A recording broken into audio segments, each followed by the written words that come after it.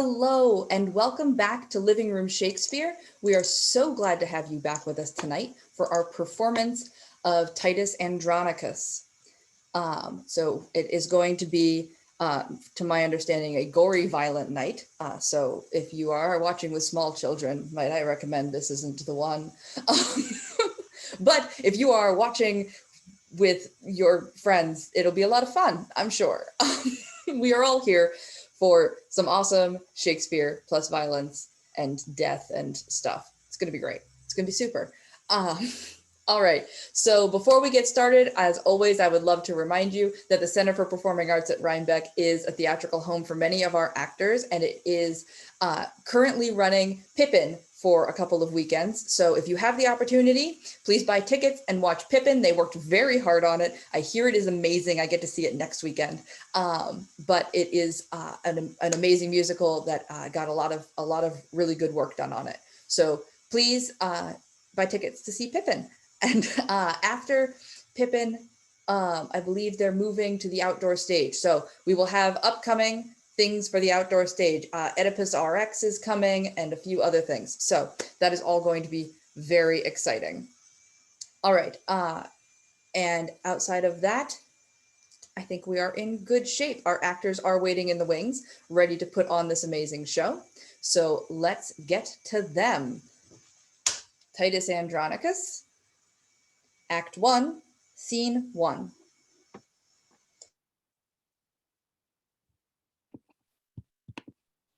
Noble patricians, patrons of my right, defend the justice of my cause with arms. And countrymen, my loving followers, plead my successive title with your swords. I am his firstborn that was the last that wore the imperial diadem of Rome. Then let my father's honors live in me, nor wrong mine age with this indignity. Romans, friends, followers, favorers of my rights, if ever Basinius, Caesar's son, were gracious in the eyes of royal Rome, keep then this passage to the capital, and suffer not dishonor to approach the imperial seat, to virtue consecrate, to justice, continence, and nobility. But let desert in pure election shine, and Romans fight for freedom in your choice. Princes that strive by factions and by friends ambitiously for rule and empery.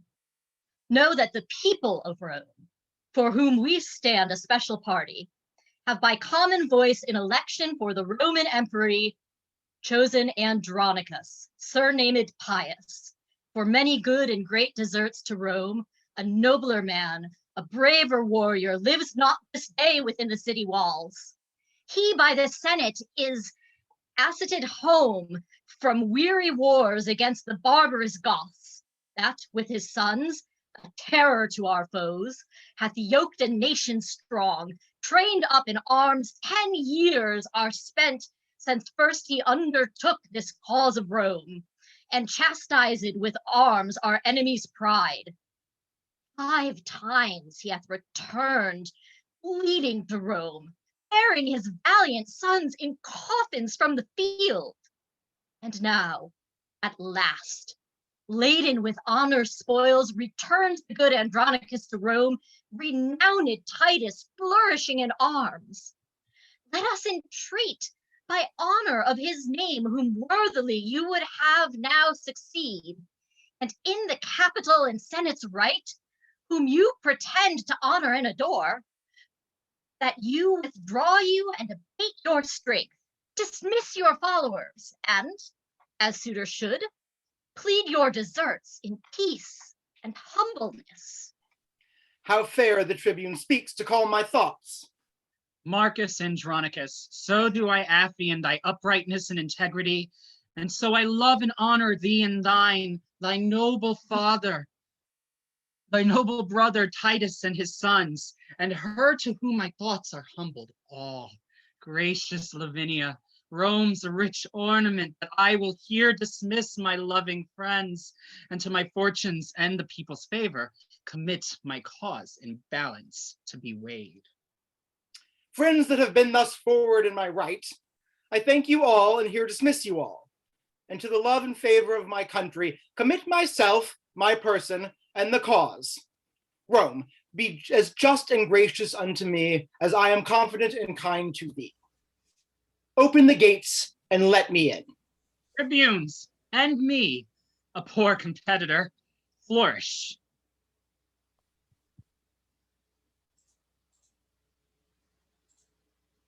Romans, make way. The good Andronicus, patron of virtue, Rome's best champion. Successful in the battles that he fights with honor and with fortune, is returned from where he circumscribed with his sword and brought to yoke the enemies of Rome.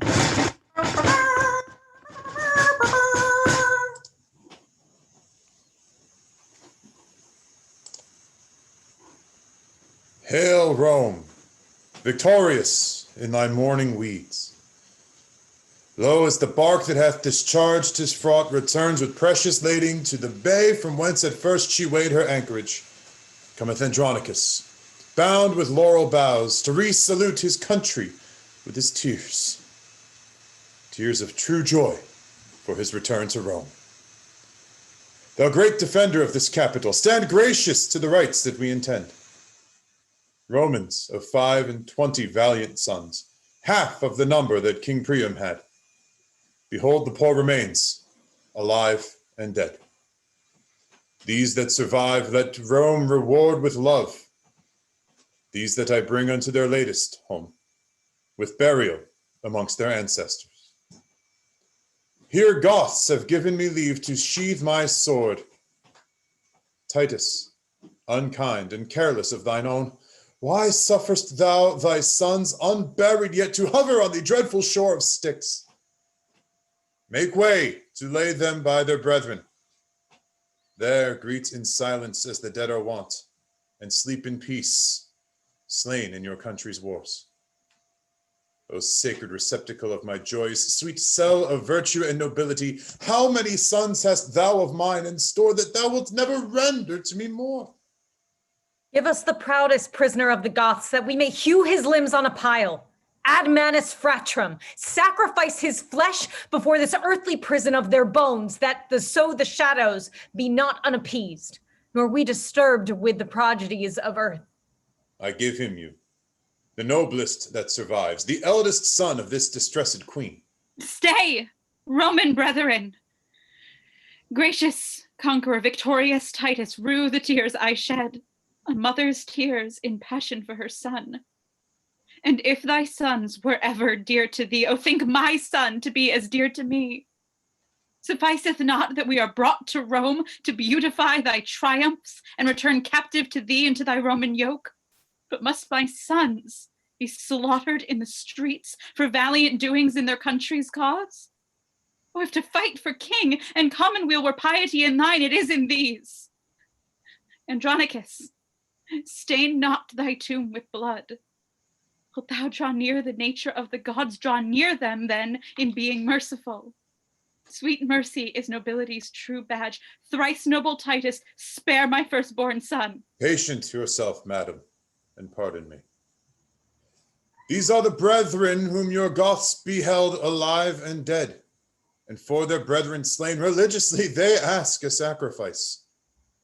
To this your son is marked, and die he must, to appease their groaning shadows that are gone. Away to him, and make a fire straight, and with our swords upon a pile of wood, let's hew his limbs till they be clean consumed. Cruel, irreligious piety. Was never Scythia half so barbarous. Oppose not Scythia to ambitious Rome.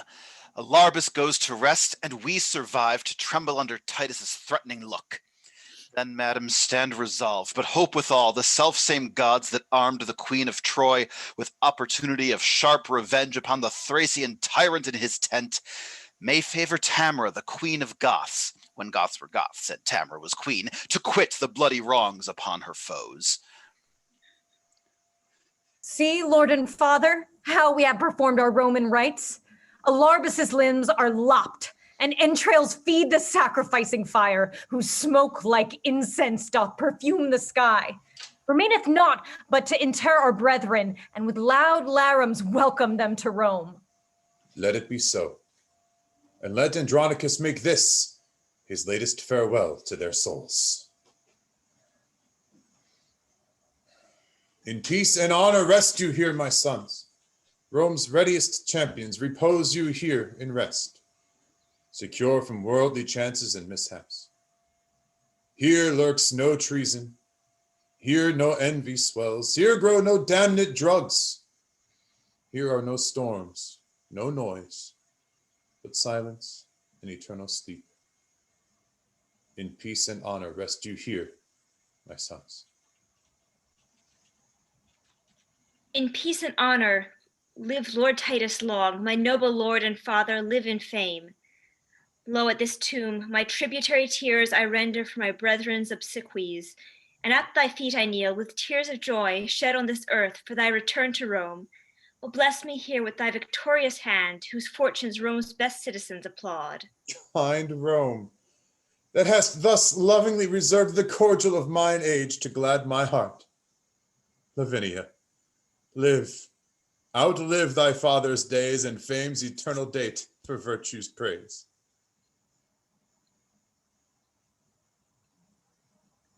Long live Lord Titus, my beloved brother, gracious triumpher in the eyes of Rome. Thanks, gentle tribune, noble brother Marcus.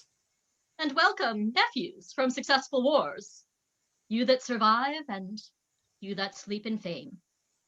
Fair lords, your fortunes are all alike in all, that in your country's service drew your swords. But safer triumph is this funeral pomp, that hath aspired to Solon's happiness and triumphs over chance and honor's bed. Titus Andronicus, the people of Rome, whose friend in justice thou hast ever been, send thee by me their tribune and their trust, this palliament of white and spotless hue, and name thee in election for the empire with these our late deceased emperor's sons. Be candidatus then, and put it on, and help to set a head on headless Rome. A better head her glorious body fits than his that shakes for age and feebleness. What, should I don this robe and trouble you? Be chosen with proclamations today, tomorrow yield up rule, resign my life, and set abroad new business for you all? Rome, I have been thy soldier 40 years, and led my country's strength successfully, and buried 21 valiant sons, knighted in field, slain manfully in arms, in right and service of their noble country. Give me a staff of honor for mine age, but not a scepter to control the world. Upright he held it, lords that held it last. Titus, thou shalt obtain and ask the empery. Proud and ambitious tribune, canst thou tell? Patience, Prince Saturninus. Romans, do me right. Patricians, draw your swords and sheathe them not till Saturninus be Rome's emperor. Andronicus, would thou were shipped to hell rather than rob me of the people's hearts? Proud Saturnine, interrupter of the good that noble-minded Titus means to thee. Content thee, Prince. I will restore to thee the people's hearts and wean them from themselves. Andronicus, I do not flatter thee, but honor thee, and will do till I die. My faction, if thou strengthen with thy friends, I will most thankful be, and thanks to men of noble minds is honorable meed. People of Rome, and people's tribunes here, I ask your voices and your suffrages. Will you bestow them friendly on Andronicus? Tribunes, I thank you, and this suit I make, that you create our emperor's eldest son, Lord Saturnine, whose virtues will, I hope, reflect on Rome as Titan's rays on earth and ripen justice in this commonweal. Then, if you will elect by my advice, crown him and say, long live our emperor.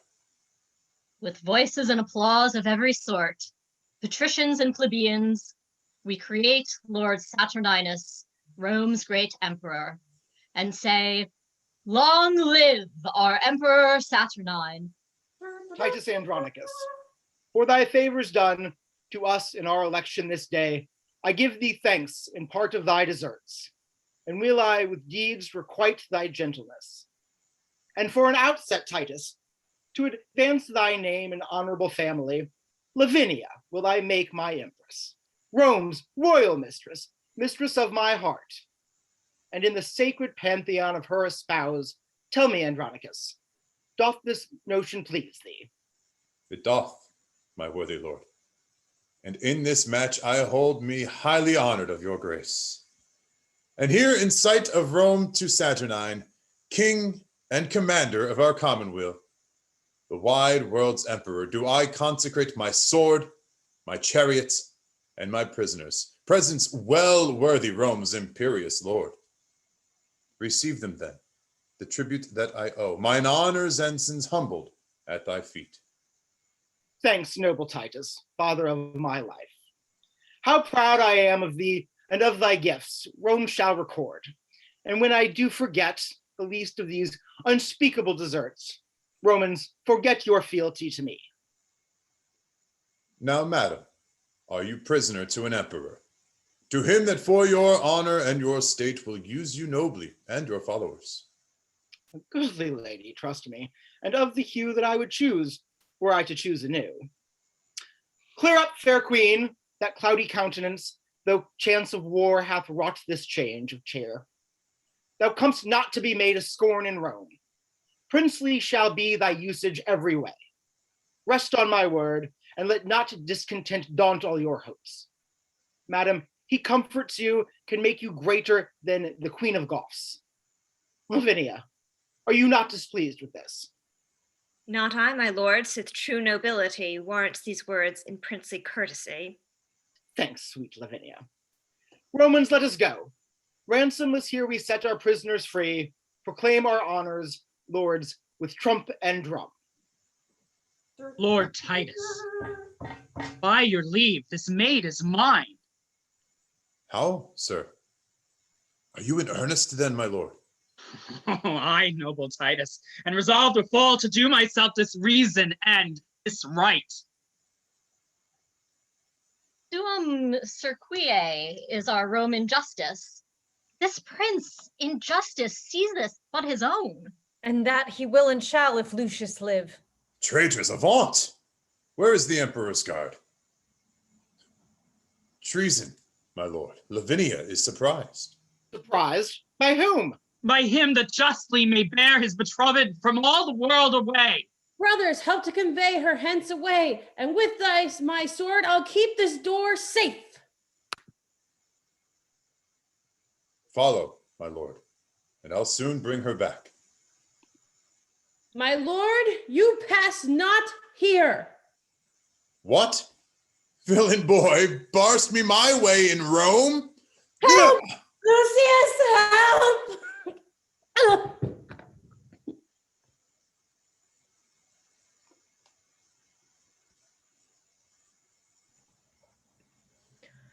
My lord, you are unjust, and more than so. In wrongful quarrel you have slain your son.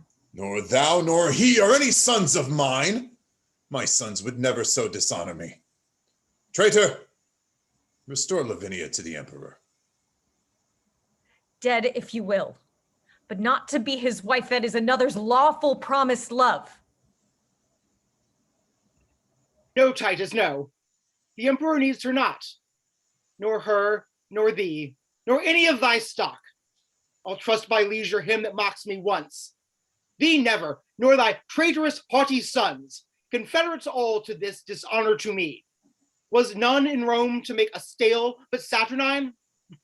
Full well, Andronicus, agree these deeds with that proud brag of thine, that saidst thou I begged the emperor at thy hands. Oh, monstrous!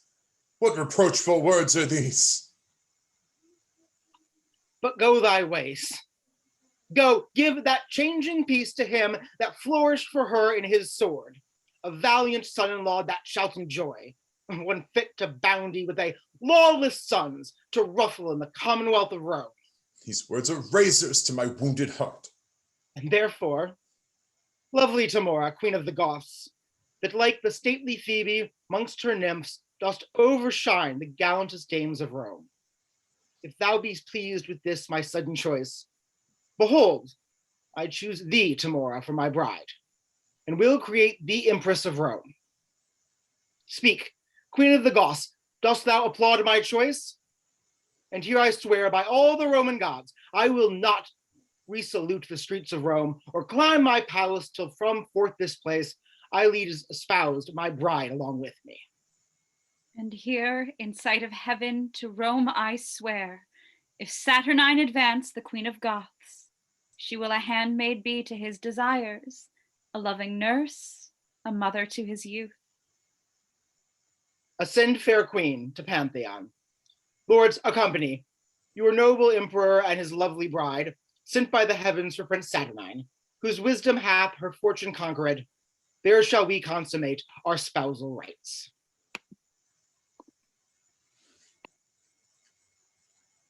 I am not bid to wait upon this bride. Titus, when wert thou wont to walk alone, dishonored thus and challenged of wrongs? Oh, Titus, see! Oh, see what thou hast done! In bad quarrel slain a virtuous son. No, foolish tribune, no. No son of mine, nor thou, nor these confederates in the deed that hath dishonored all our family.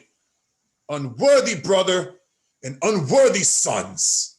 Let us give him a burial as becomes. Give Mucius burial with our brethren. Traitors, away! He rests not in this tomb. This monument 500 years hath stood, which I have sumptuously re-edified. Here none but soldiers and Rome's servitors repose in fame, none basely slain in brawls. Bury him where you can. He comes not here. My lord, this is impiety in you. My nephew Mucius's deeds do plead for him. He must be buried with his brethren. And shall, or him we will accompany. And shall? What villain was it spake that word? He would vouch it in any place but here. What? Would you bury him in my despite? No, noble Titus, but entreat thee to pardon Mucius and bury him. Marcus, even thou hast struck upon my crest, and with these boys mine honor thou hast wounded. My foes, I do repute you every one. So trouble me no more, but get you gone. He is not with himself. Let us withdraw. Not I, till Mucius's bones be buried. Brother, for in that name doth nature plead. Father, and in that name doth nature speak. Speak thou no more, if all the rest will speed. Renowned Titus, more than half my soul. Dear father, soul and substance of us all. Suffer thy brother Marcus to inter his noble nephew here in virtue's nest, that died in honor in Lavinia's cause. Thou art a Roman. Be not barbarous. The Greeks upon advice did bury Ajax, that slew himself, and wise Laertes' son did graciously plead for his funeral.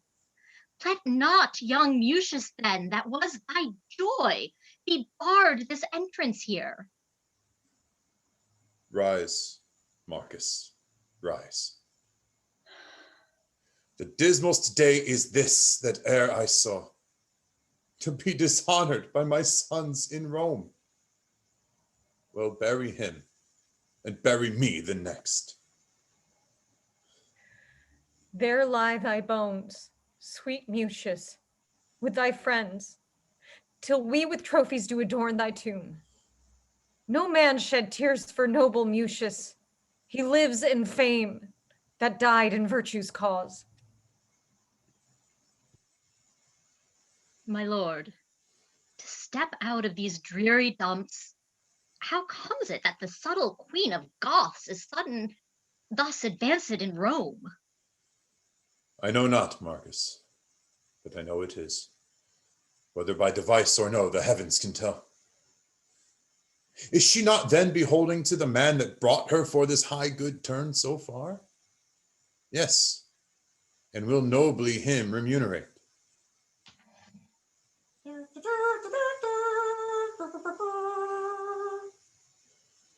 So, Bassianus, you have played your prize. God give you joy, sir, of your gallant bride. And you of yours, my lord. I say no more, nor wish no less, and so I take my leave.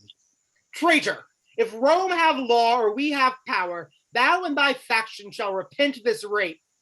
Rape, you call it, my lord, to seize my own, my true betrothed love. And now, my wife? Let the laws of Rome determine all. Meanwhile, I am possessed of that is mine. 'Tis good, sir. You are very short with us, but if we live, we'll be as sharp with you. My lord, what I have done as best I may, answer I must, and shall do with my life.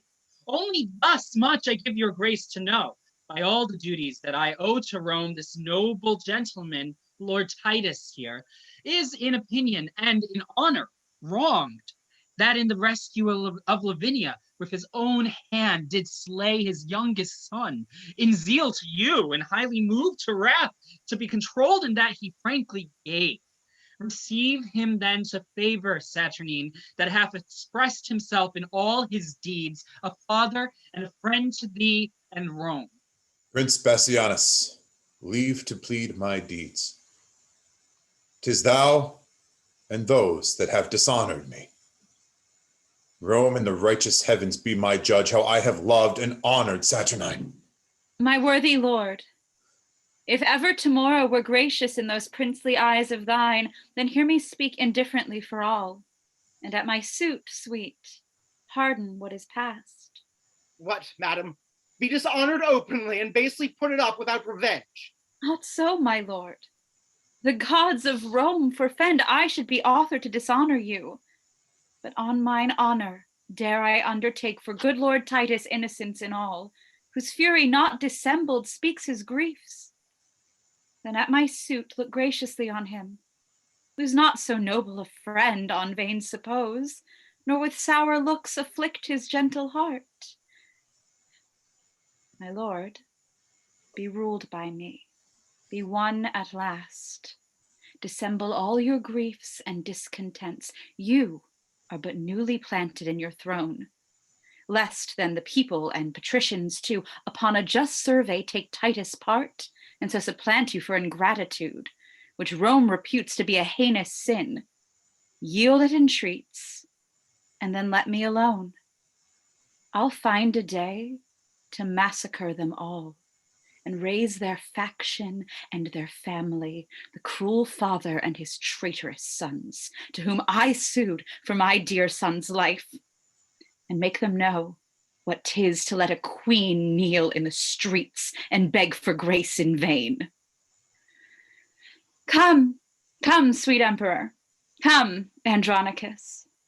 Take up this good old man and cheer the heart that dies in tempest of thy angry frown. Rise, Titus, rise. My empress has prevailed. I thank your majesty and her, my lord.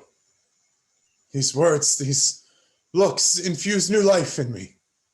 Titus, I am incorporate in Rome, a Roman now adopted happily, and must advise the emperor for his good. This day all quarrels die, Andronicus, and let it be mine honor, good my lord, that I have reconciled your friends and you. And for you, Prince Bassianus, I have passed my word and promise to the emperor that you will be more mild and tractable. And fear not, lords, and you, Lavinia, by my advice, all humbled on your knees, you shall ask pardon of his majesty. We do, and vow to heaven and to his highness that what we did was mildly as we might, tendering our sister's honor and our own. That on mine honor here I do protest. Away, and talk not, trouble us no more. Nay, nay, sweet emperor, we must all be friends. The tribune and his nephews kneel for grace. I will not be denied. Sweetheart, look back. Marcus, for thy sake and thy brother's here, and at my lovely Timora's entreats, I do remit these young men's heinous faults. Stand up. Lavinia, thou that you left me like a churl, I found a friend, and sure as death I swore I would not part a bachelor from the priest. Come, the emperor's court can feast 2 brides. You are my guest, Lavinia, and your friends. This day shall be a love day tomorrow. Tomorrow, and it please your majesty, to hunt the panther and the hart with me. With horn and hound will give your grace bonjour. Be it so, Titus, and Gramercy too. Act 2, Scene 1. Now climbeth tomorrow Olympus' top, safe out of fortune's shot, and sits aloft, secure of thunder's crack or lightning flash, advanced above pale envy's threatening reach, as when the golden sun salutes the morn, and, having gilt the ocean with his beams, gallops the zodiac in his glistering coach, and overlooks the highest peering hills. So Tamora. Upon her wit doth earthly honor wait, and virtue stoops and trembles at her frown. Then, Aaron, arm thy heart, and fit thy thoughts to mount aloft with thy imperial mistress, and mount her pitch, whom thou in triumph long hast prisoner held. Tethered, feathered in Emmer's chains, and faster bound to Aaron's charming eyes than is Prometheus tied to Caucasus. Away with slavish weeds and servile thoughts. I will be bright and shine in pearl and gold to wait upon this new-made empress. To wait, said I, to wanton with this queen, this goddess, this Semiramis, this nymph, this siren that will charm Rome Saturnine and see his shipwreck and his common wheels. Ah, what storm is this? Chiron, thy years wants wit, thy wits wants edge and manners to intrude where I am graced, and may, for aught thou knowest, affected be. Demetrius, thou dost overween in all, and so in this, to bear me down with braves. 'Tis not the difference of a year or 2 makes me less gracious or thee more fortunate. I am as able and as fit as thou to serve and to deserve my mistress's grace, and that my sword upon thee shall approve and plead my passions for Lavinia's love. Clubs, clubs, these lovers will not keep the peace. Why, boy, although our mother, unadvised, gave you a dancing rapier by your side, are you so desperate grown to threat your friends? Go to, have your laugh glued within your sheath till you know better how to handle it. Meanwhile, sir, with the little skill I have, full well shalt thou perceive how much I dare. Aye, boy, grow you so brave. Why, how now, lords? So near the emperor's palace dare you draw and maintain such a quarrel openly? Full well I wot the ground of all this grudge.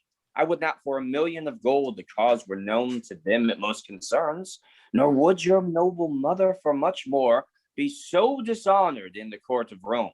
For shame, put up. Oh, not I, till I have sheathed my rapier in his bosom, and withal thrust those reproachful speeches down his throat that he hath breathed in my dishonor here.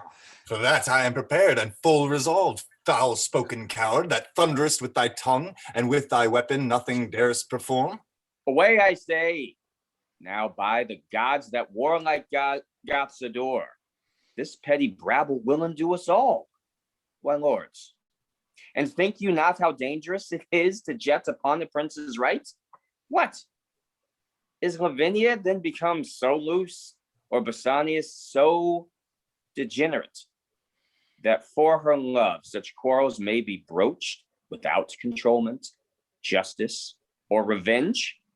Young lords, beware, and should the empress know this discord's ground, the music would not please. I care not. I knew she and all the world. I love Lavinia more than all the world. A youngling, learn thou to make some meaner choice. Lavinia is thine elder brother's hope. Why, are you mad? Or know you not in Rome how furious and impatient they be, and cannot brook competitors in love?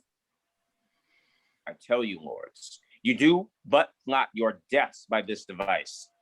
Aaron, 1,000 deaths would I propose to achieve her whom I love.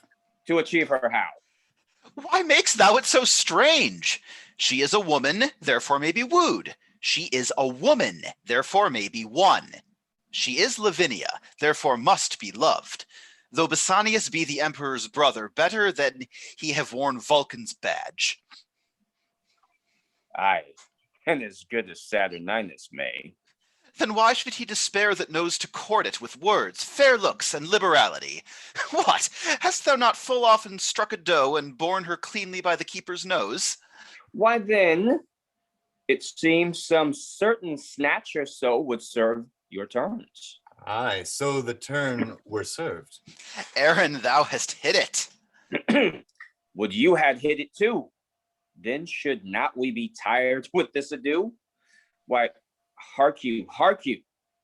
And are you such fools to square for this? Would it offend you then that both should speed? Faith, not me. Nor me, so I were one. For shame, be friends, and join for that you jar. This policy and stratagem must do that you affect, and so must you resolve that what you cannot as you would achieve, you must perforce accomplish as you may. Take this of me. Lucrece was not more chaste than this Lavinia. Bassianus' love.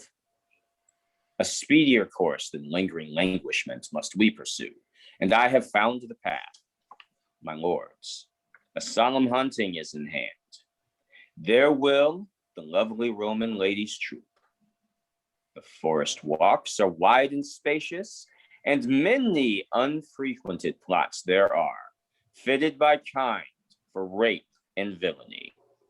Single you thither then this dainty doe, and strike her home by force, if not by words. This way, or not at all, stand you in hope. Come, come, our empress with her sacred wit to villainy and vengeance consecrate. Will we acquaint with all what we intend, and she shall file our engines with advice that will not suffer you to square yourselves, but to your wishes' height advance you both.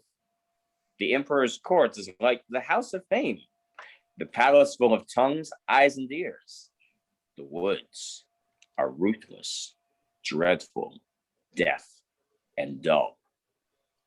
There speak and strike, brave boys, and take your turns. There serve your lust, shadowed from heaven's eye, and revel in Lavinia's treasury. Thy counsel, lad, smells of no cowardice. Sit fast out nefast, till I find the stream to cool this heat, a charm to calm these fits, perstigia per manis veor. Act 2, Scene 2. The hunt is up. The moon is bright and gray. The fields are fragrant and the woods are green. Uncouple here and let us make a bay and wake the emperor and his lovely bride, and rouse the prince and ring a hunter's peal, that all the court may echo with the noise. Sons, let it be your charge, as it is ours, to attend the emperor's person carefully. I have been troubled in my sleep this night, but dawning day new comfort hath inspired.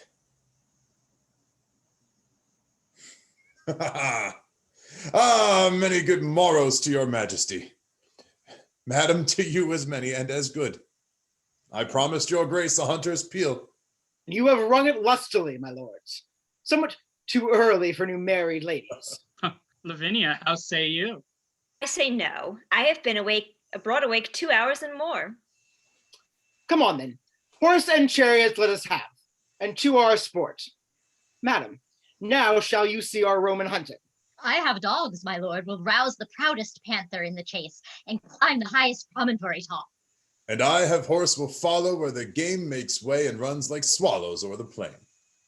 Chiron, we hunt not we with horse nor hound, but hope to pluck a dainty doe to ground. Act 2, Scene 3. He that had wit would think that I had none to bury so much gold under a tree, and never after to inherit it. Let him that thinks of me so abjectly know that this gold must coin a stratagem which, cunningly effected, will beget a very excellent piece of villainy. And so repose, sweet gold, for their unrest, but have their alms out of the empress' chest. My lovely Aaron, wherefore lookest thou sad when everything doth make a gleeful boast? The birds chant melody in the cheerful sun, the green leaves quiver with the cooling wind, and make a checkered shadow on the ground. Under their sweet shade, Aaron, let us sit. And whilst the babbling echo mocks the hounds, replying shrilly to the well-tuned horns, as if a double hunt were heard at once, let us sit down and mark their yellowing noise. And after conflict, such as was supposed, the wandering prince and Dido once enjoyed, when with a happy storm they were surprised, and curtained with a counsel-keeping cave, we may, each wreathed in the other's arms, our pastimes done, possess a golden slumber, whilst hounds and horns and sweet melodious birds be unto us as a nurse's song of lullaby to bring her babe asleep. Madam, though Venus governs your desires, Saturn is dominator over mine. What signifies my deadly standing eye, my silence and my cloudy melancholy, my fleece of woolly hair that now uncurls even as an adder when she doth unroll to do some fatal execution? No, madam, these are no venereal signs. Vengeance is in my heart, death in my hand, blood and revenge are hammering in my head. Hark, Tamora, the empress of my soul, which never hopes more heaven than rests in thee. This is the day of doom for Bassianus. His Philomel must lose her tongue today. Thy sons make pillage of her chastity and wash their hands in Bassianus' blood.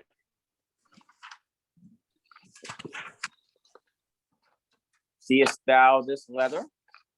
Take it up, I pray thee, and give the king this fatal plotted scroll. Now, question me no more. We are espied. Here comes a parcel of our hopeful booty, which dreads not yet their life's destruction. Sweet more, sweeter to me than life. No more, great empress. Bassianus comes. Be cross with him, and I'll go fetch thy sons to back thy quarrels, whatsoe'er they be. Who have we here? Rome's royal empress, unfurnished of her well-beseeming troop.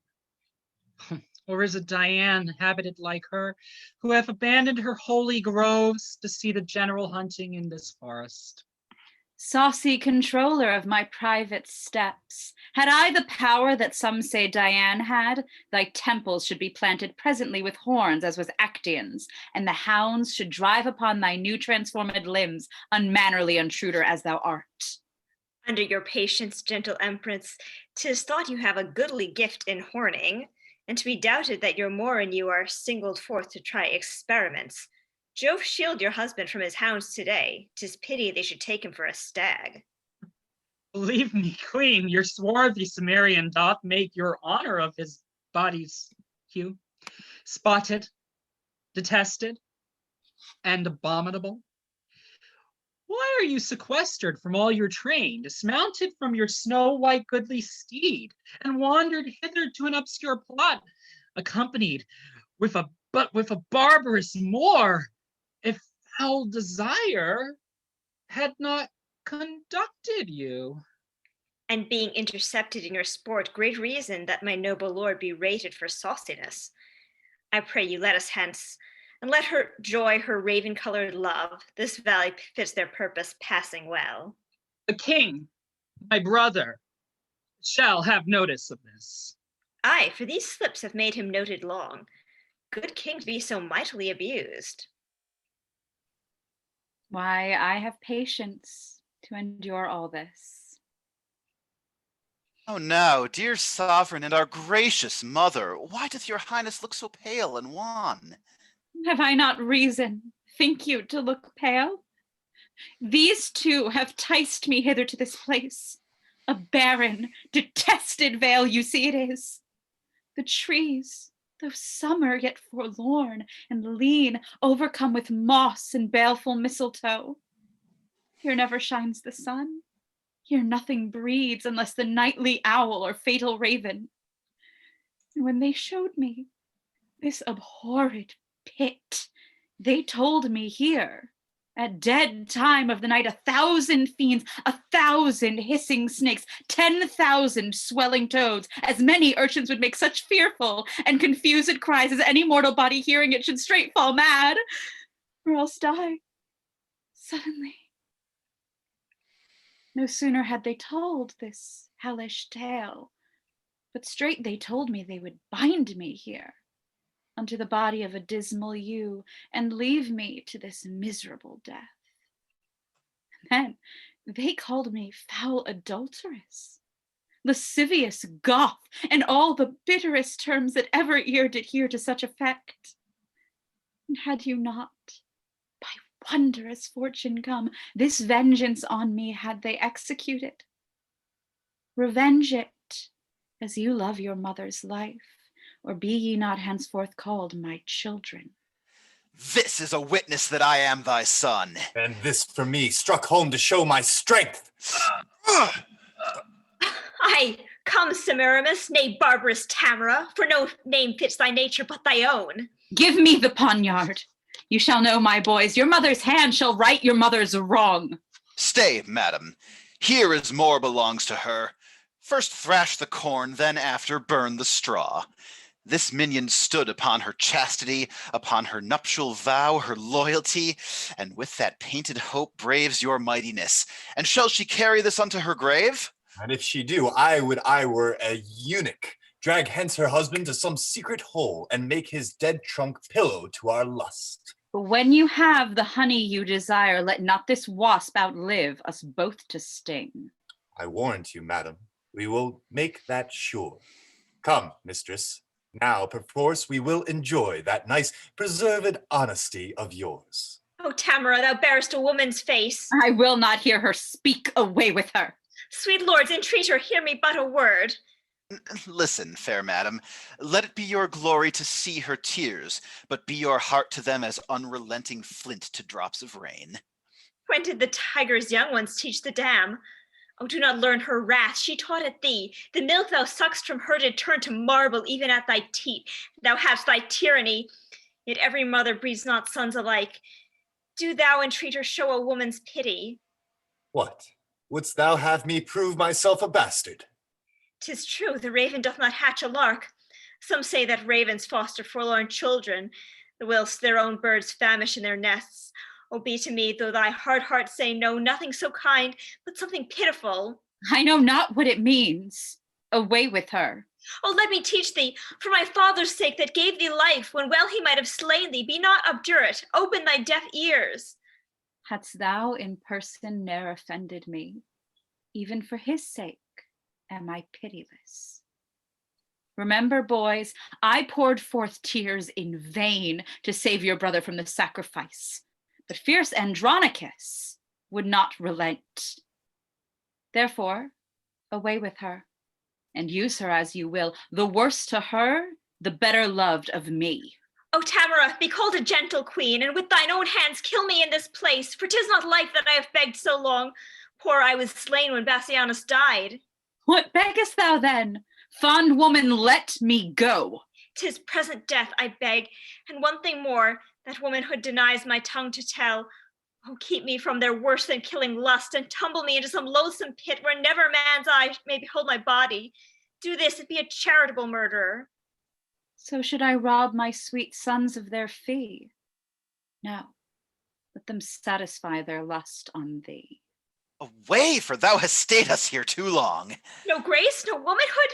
Ah, beastly creature, the blood and enemy in our general name, confusion fall. Nay, then, I'll stop your mouth. Bring thou her husband. This is the hole where Aaron bid us hide him. Farewell, my sons. See that you make her sure. Ne'er let my heart know merry cheer indeed till all the Andronici be made away. Now will I hence to seek my lovely more, and let my spleenful sons this troll deflower.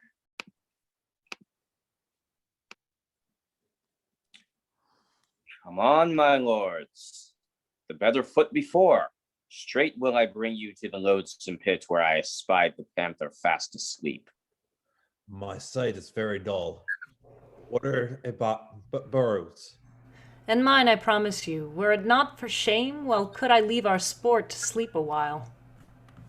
Where art thou fallen? What subtle hole is this?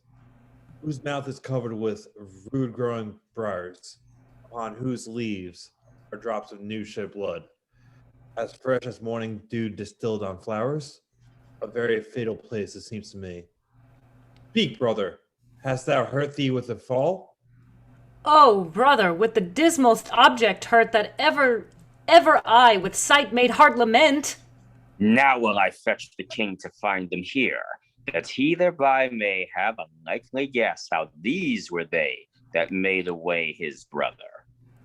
Why dost not comfort me and help me out from this unhallowed and blood-stained hole? I'm surprised with uncouth fear.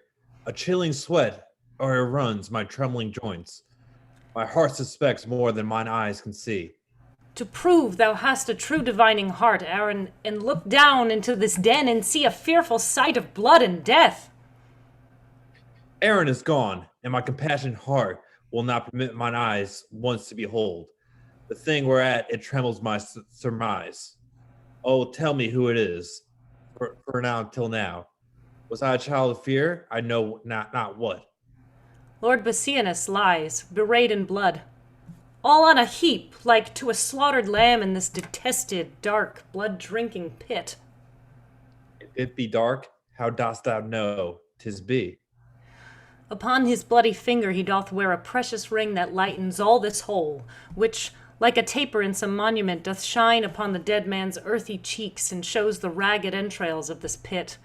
Oh, brother, help me with thy fainting hand, if fear hath made thee faint as me it hath, out of this fell-devouring receptacle as hateful as Cocytus' misty mouth. Reach me thy hand, that I may help thereout. Or wanting strength to do there so much good, I may be plucked into the swallowing womb of this deep pit, or Bassinius' grave. I have no strength to pluck thee to the brink. Nor I strength to climb without any help. Thy hand once more I will not lose again, till thou art here aloft, or I below. Thou canst not come to me, I come to thee. Ah!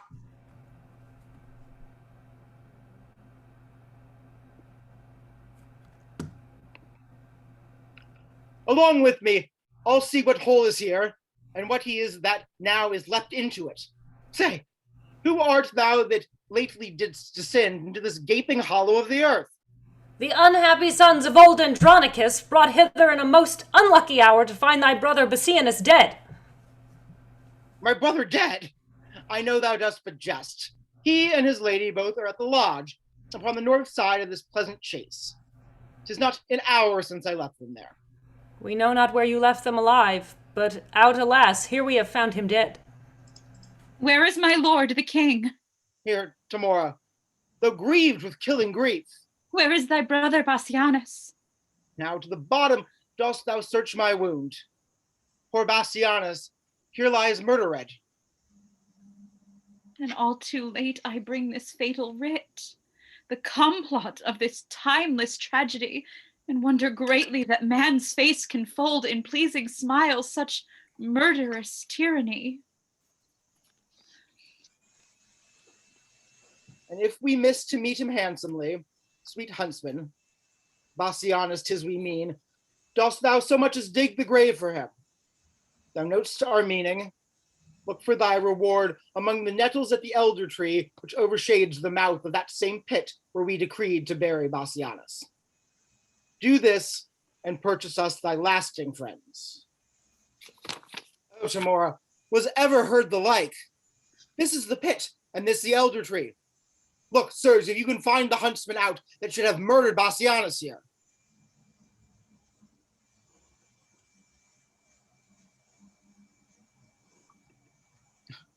Two of thy whelps, fell curs of bloody kind, have here bereft my brother of his life. Sirs, drag them from the pit unto the prison. There let them bide until we have devised some never heard of torturing pain for them. What, are they in this pit? Wondrous thing how easily murder is discovered. High Emperor, upon my feeble knee I beg this boon with tears not lightly shed, that this fell fault of my accursed sons, accursed if the faults be proved in them. If it be proved, you see it is apparent. Who found this letter, Tamora? Was it you? Andronicus himself did take it up. I did, my lord. Yet let me be their bail, for by my father's reverend tomb, I vow they shall be ready at your highness' will to answer their suspicion with their lives. Thou shalt not bail them. See thou follow me. Some bring the murdered body, some the murderers. Let them speak a word not. The guilt is plain. For by my soul, were there worse end than death, that upon them should be executed. Andronicus, I will entreat the king. Fear not thy sons. They shall do well enough. Come, Lucius, come. Stay not to talk with them. Act 2, Scene 4.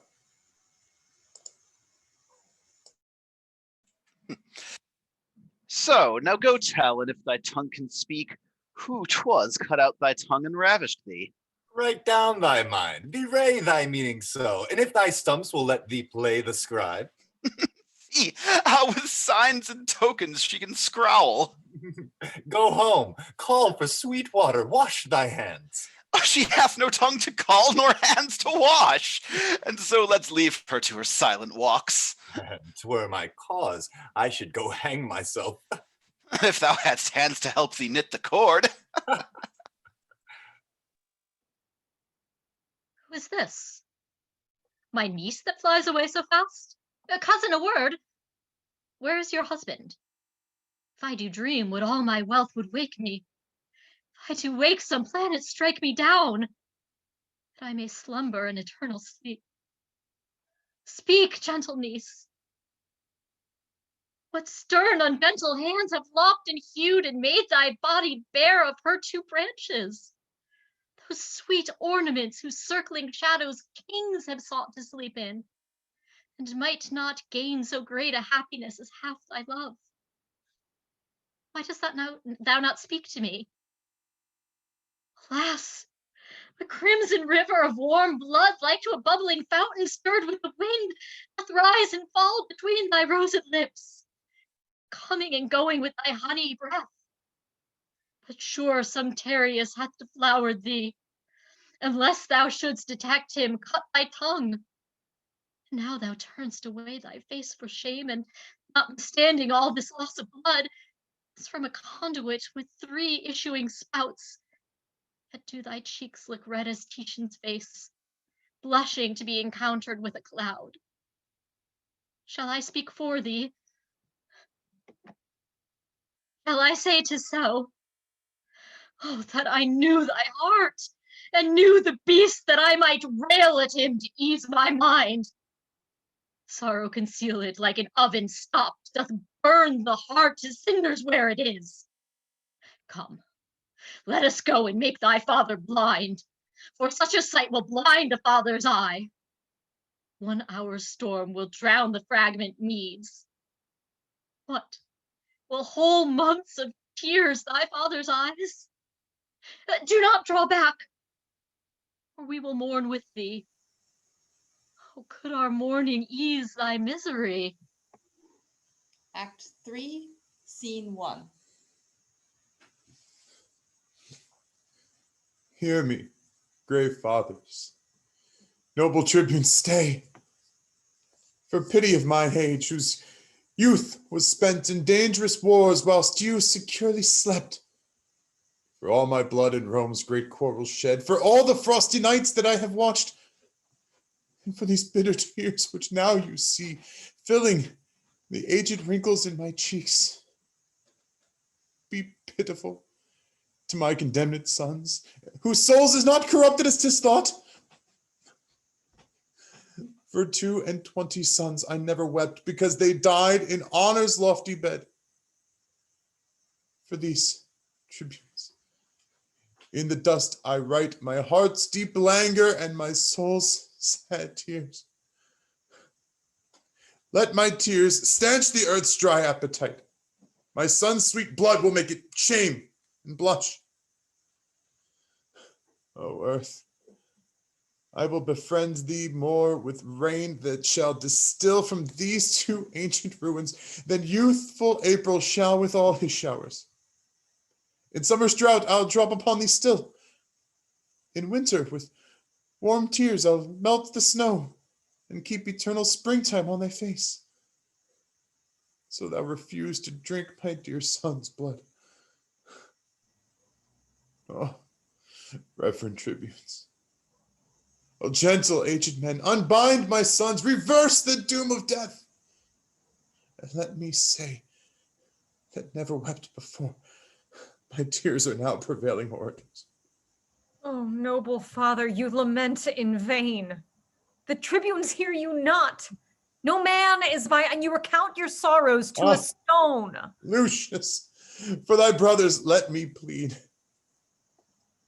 Grave tribunes, once more I entreat of you. My gracious lord, no tribune hears you speak. Oh, why, 'tis no matter, man. If they did hear, they would not mark me. If they did mark, they would not pity me. Yet plead I must, and bootless unto them.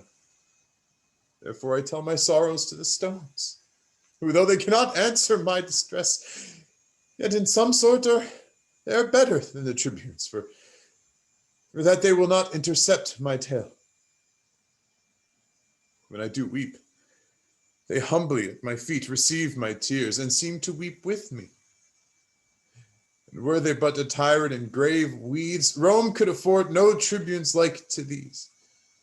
A stone as soft as wax, tribunes more hard than stones. A stone is silent and offendeth not, and tribunes with their tongues do men to death. But wherefore standst thou with thy weapon drawn? To rescue my two brothers from their death, for which attempt the judges have pronounced my everlasting doom of banishment. O happy man, they have befriended thee. Why, foolish Lucius, dost thou not perceive that Rome is but a wilderness of tigers? Tigers must prey, and Rome affords no prey but me and mine. How happy art thou then from these devourers to be banished? But who comes with our brother Marcus here? Titus, prepare thy aged eyes to weep, or if not so, thy noble heart to break. I bring consuming sorrow to thine age. Will it consume me? Let me see it then. This was thy daughter. Why, Marcus, so she is. Ay me, this object kills me. Speak, Lavinia. What accursed hand hath made thee handless in thy father's sight? Oh, my grief was at the highest before thou camest, and now like Nilus it disdaineth bounds. Give me a sword. I'll chop off my hands too, for they have fought for Rome and all in vain. And they have nursed this woe in feeding life. In bootless prayer have they been held up, and they have served me to effectless use. Now all the service I require of them is that the one will help to cut the other. 'Tis well, Lavinia, that thou hast no hands, for hands to do Rome's service is but vain. Speak, gentle sister, who hath martyred thee? Oh, that delightful engine of her thoughts that blabbed them with such pleasing eloquence is torn from forth that pretty hollow cage where, like a sweet melodious bird, it sung sweet varied notes, enchanting every ear. Oh, say thou for her who hath done this deed. Oh, thus I found her, straying in the park, seeking to hide herself as doth a deer that hath received some unrecurring wound. It was my dear, and he that wounded her hath hurt me more than had he killed me dead. For now I stand as one upon a rock, environed with a wilderness of sea, who marks the waxing tide curl wave by wave, expecting ever when some envious surge will in his brinish bowels swallow him. This way to death my wretched sons are gone. Here stands my other son, a banished man, and here my brother, weeping at my woes. Oh, but that which gives my soul the greatest spurn is dear Lavinia, dearer than my soul. Had I but seen thy picture in this plight, it would have maddened me. What shall I do? Now I behold thy lively body so. Thou hast no hands to wipe away thy tears, nor tongue to tell me who hath martyred thee. Thy husband, he is dead, and for his death thy brothers are condemned, and dead by this. Look, Marcus, son Lucius, look on her. When I did name her brothers, then fresh tears stood on her cheeks, as doth the honeydew upon a gathered lily almost withered. Perchance she weeps because they killed her husband. Perchance because she knows them innocent. If they did kill thy husband, then be joyful, because the law hath ta'en revenge on them. No. No, they would not do so foul a deed. Witness the sorrow that their sister makes. Gentle Lavinia, let me kiss thy lips, or make some sign how I may do thee ease. Shall thy good uncle and thy brother Lucius and thou and I sit round about some fountain, looking all downwards to behold our cheeks, how they are stained like meadows, yet not dry with miry slime left on them by a flood? Or shall we cut away our hands like thine? Or shall we bite our tongues and in dumb shows pass the remainder of our hateful days? What shall we do? Let us that have our tongues plot some device of further misery to make us wondered at in time to come. Sweet father, cease your tears, for at your grief, see how my wretched sister sobs and weeps. Patience, dear niece. Good Titus, dry thine eyes. Marcus, brother, well I wot thy napkin cannot drink a tear of mine. For thou, poor man, hast drowned it with thine own. Ah, my Lavinia, I will wipe thy cheeks. Marcus, I understand her signs. Had she a tongue to speak, now would she say that to her brother, which I said to thee. His napkin, with his true tears all bewet, can do no service on her sorrowful cheeks.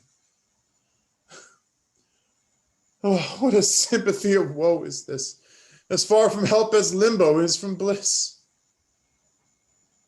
Titus Andronicus, my lord the emperor sends thee this word, that if thou love thy sons, let Marcus, Lucius, or thyself, old Titus, or any one of you, chop off your hand and send it to the king. He for the same will send thee hither both thy sons alive, and that shall be the ransom for their fault. Oh, gracious emperor, oh, gentle Aaron, did ever raven sing so like a lark that gives sweet tidings of the sun's uprise? With all my heart I'll send the emperor my hand. Good Aaron, wilt thou help to chop it off? Stay, father, For that noble hand of thine that hath thrown down so many enemies shall not be sent. My hand will serve the turn.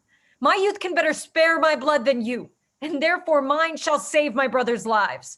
Which of your hands hath not defended Rome and reared aloft the bloody battle axe, writing destruction on the enemy's castle? None of both are the high desert. My hand hath been but idle. Let it serve to ransom my two nephews from their death. Have I kept to a worthy end?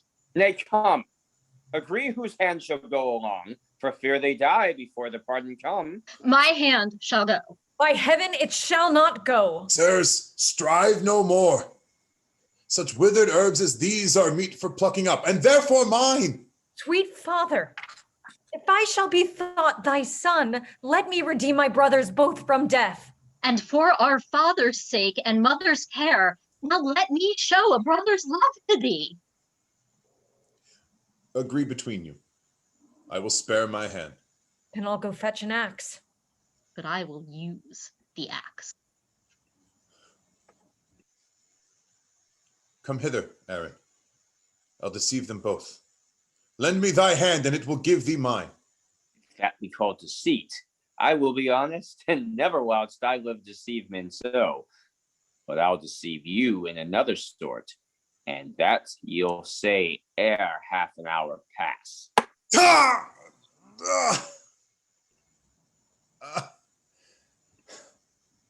Now stay your strife. What shall be is dispatched. Good Aaron, give his majesty my hand. Tell him it was a hand that warded him from 1,000 dangers. Bid him bury it. More hath it merited, that let it have. As for my sons, say I account of them as jewels purchased as an easy price, and yet dear too, because I bought mine own. I go, Andronicus, and for thy hand look by and by to have thy sons with thee. Their heads, I mean. Oh, how this villainy doth fat me with the very thoughts of it. Let fools do good, and fair men call for grace. Aaron will have his soul black like his face. Oh, here I lift this one hand up to heaven and bow this feeble ruin to the earth.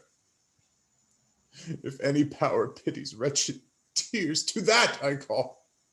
Brother, speak with possibility, and do not break into these deep extremes. Is not my sorrow deep, having no bottom? Then be my passions bottomless with them. But yet let reason govern thy lament. If there were reason for these miseries, then into limits could I bind my woes. Then give me leave, for losers will have leave to ease their stomachs with their bitter tongues. Worthy Andronicus, ill art thou repaid for that good hand thou sentest the emperor. Here are the heads of thy two noble sons. And here's thy hand in scorn to be sent back. Thy grief that sports, thy resolution mocked. That woe is me to think upon that woes more than remembrance of my father's death. Now let hot Etna cool in Sicily, and be my heart an ever-burning hell. These miseries and more may be borne. To weep with them that weep doth ease some deal, but sorrow flouted at his double death. Ah, that this sight should make so deep a wound, and yet detested life not shrink the rate. Whatever death should let life bear his name, where life hath no more interest but to breathe. When will this fearful slumber have an end? Now farewell, flattery. Die, Andronicus. Thou dost not slumber. See thou 2 sons' heads, thy warlike hand, thy mangled daughter here, thy other banished son with this dear sight struck pale and bloodless. My brother, I, even like a stony image, cold and numb. Now no more will I control thy face. Rent off thy silver hair, thy other hand, gnawing with their teeth, and be this dismal sight the closing up of our most wretched eyes. Now is the time to storm. Why art thou still?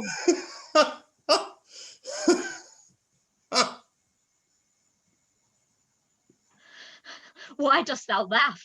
It fits not with this hour. Why, I have not another tear to shed.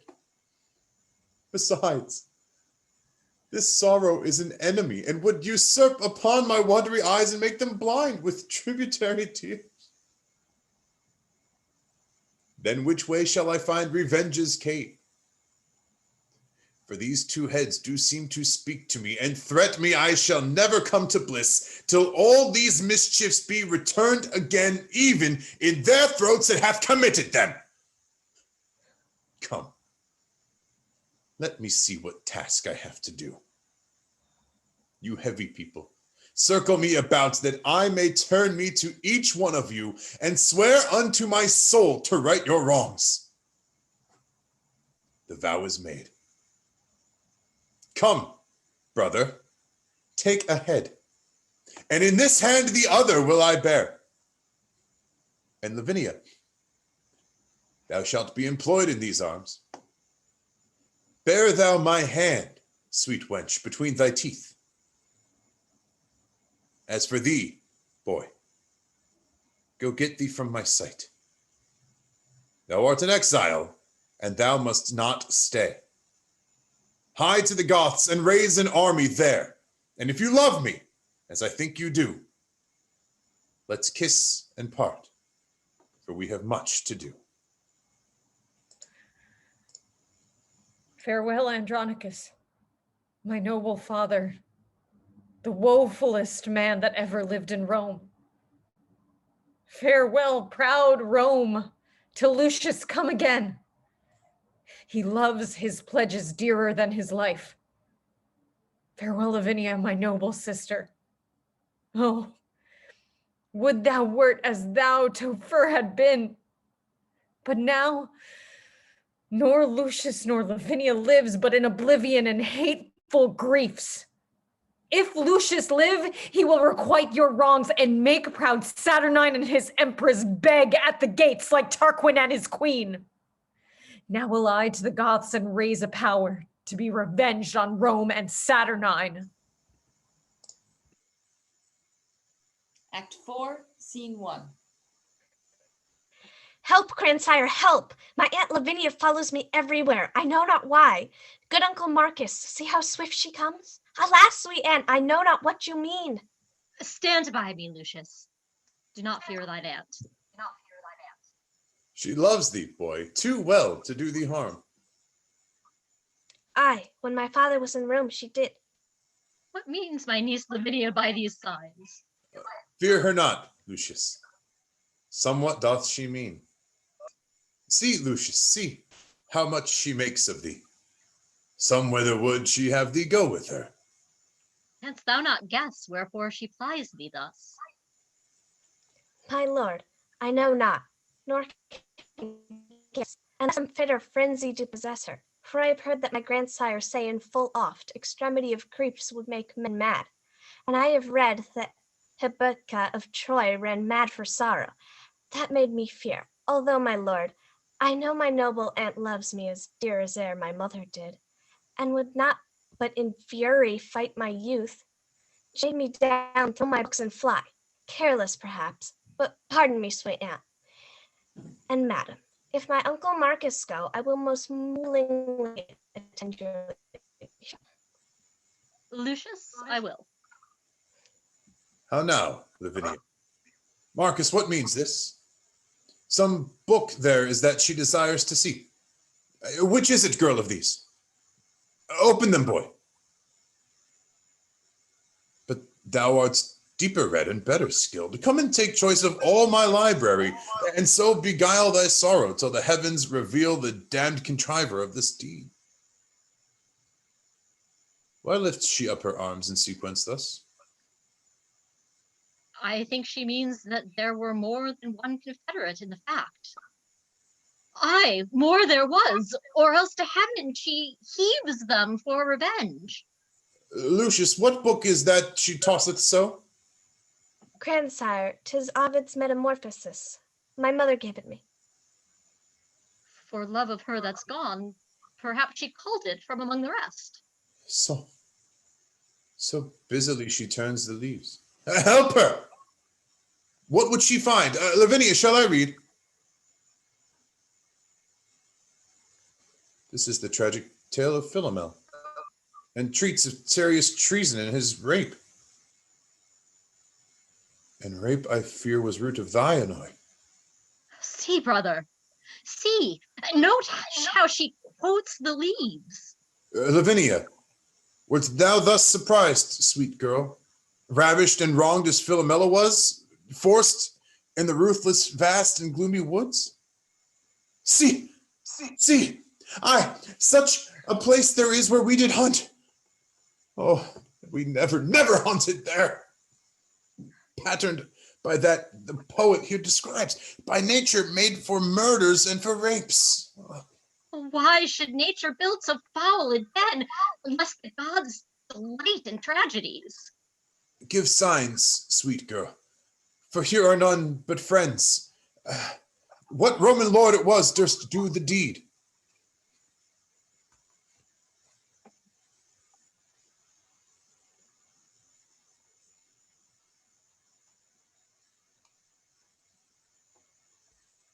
Sit down, sweet niece.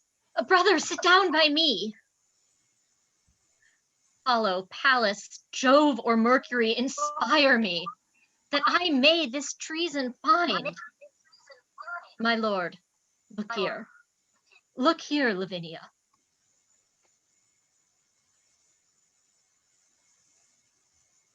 The sandy plot is plain. Guide, if thou canst, this after me. I have writ my name, without the help of any hand at all. Cursed be that heart that forced us to this shift. Write thou, good niece, and here display at last what God will have discovered for revenge. Heaven guide thy pen to print thy sorrows plain, that we may know the traitors and the truth.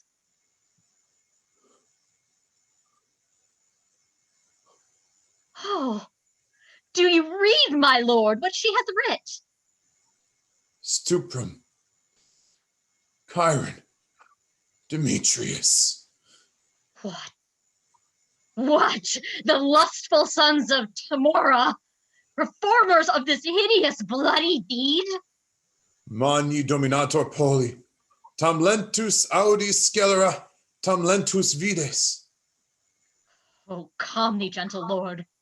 Although I know there is enough written upon this earth to stir a mutiny in the mildest thoughts, and arm the minds of infants to exclaims. My lord, kneel down with me. Lavinia, kneel. And kneel, sweet boy, the Roman Hector's hope. And swear with me, as with the woeful fair and father of this chaste dishonored dame, Lord Junius Brutus swore for Lucretius' rape, that we will prosecute by good advice mortal revenge upon these traitorous Goths, and see their blood die with this reproach. 'Tis sure enough, and you knew how. But if you hunt these bear whelps, then beware. The dam will wake, and if she wind you once, she's with the lion deeply still in league, and lulls him while she playeth on her back. And when she sleeps, will she do what she list. You are a young huntsman, Marcus. Let alone. And come, I will go get a leaf of brass, and with a gad of steel will write these words and lay it by. The angry northern wind will blow these sands like Sibyl's leaves abroad. And where's our lesson then? Boy, what say you? I say, my lord, that if I were a man, there's mother chamber should not be safe for these bondmen to the yoke of Rome. Aye, that's my boy. Thy father hath full oft for his ungrateful country done the like. And uncle, so I will, and if I live. Come, go with me into mine armory. Lucius, I'll fit thee, and with all my boys shall carry from me to the empress' sons presents that I intend to send them both. Come, come. Thou'lt do my message, wilt thou not? I, with my dagger in their bosoms, grandsire. No, boy, not so. I'll teach thee another course. Lavinia, come. Marcus, look to my house. Lucius and I'll go brave it at the court. Aye, marry, will we, sir? And we'll be waited on. Oh heavens, can you hear a good man groan and not relent? Not compassion him? Marcus, tend him in his ecstasy, that hath more scars of sorrows in his heart than foeman's marks upon his battered shield. Yet so just that he will not revenge the heavens for old Andronicus. Act 4, Scene 2. Demetrius, here's the son of Lucius. He hath some message to deliver us. Aye, some mad message from his mad grandfather. My lords, with all the humbleness that I may, I greet your honors from Andronicus, and pray the Roman gods confound you both. Gramercy, lovely Lucius. What's the news? That you are both deciphered, that's the news. For villains marked with rape, may it please you, my grandsire, well advised, hath sent me by the goodliest weapon of his armory to gratify your honorable youth, the hope of Rome, for so he did bid me say, and so I do. And with these gifts I present your lordship, that whatever you need may be armed and point well, and so I leave you both like bloody villains. What's here? A scroll and written round about. Let's see. Integer vitae scelerisque purus non eget Mariaculus nec arcu. No, 'tis a verse in Horace. I know it well. I read it in the grammar long ago. Aye, just a verse in Horace. Right, you have it. Now what a thing it is to be an ass. Here's no sound jest. The old man hath found their guilt and sends them weapons wrapped about with lines that wound beyond their feeling to the quick. But were our witty empress well afoot, she would applaud Andronicus' conceit, but let her rest in her unrest a while. And now, young lords, was not a happy star led us to Rome, strangers and more than so, captives, to be advanced to this height? It did me good before the palace gate to brave the tribune in his brother's hearing. But me more good to see so great a lord basely insinuate and send us gifts.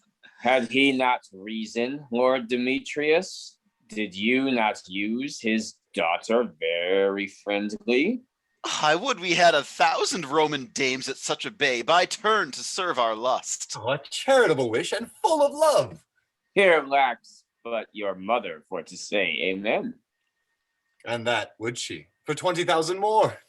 Come, let us go and pray to all the gods for our beloved mother in her pains. To pray to the devils, the gods have given us over. Why do the emperor's trumpets flourish thus? Belike for joy the emperor hath a son. Soft, who comes here? Good morrow, lords. Oh, tell me, did you see Aaron the Moor?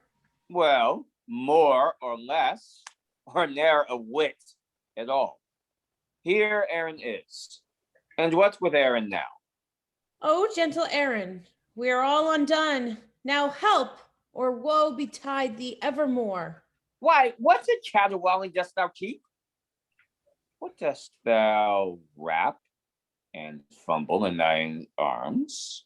Oh, that which I would hide from heaven's eye, our empress, shame and stately Rome's disgrace.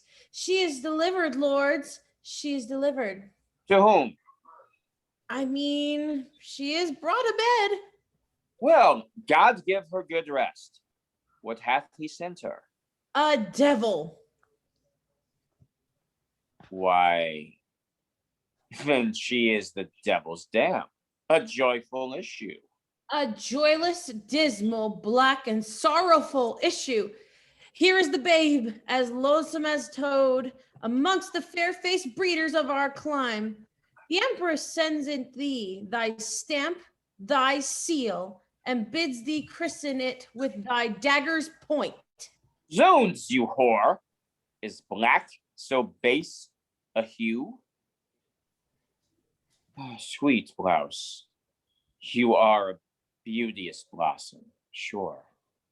Villain, what hast thou done?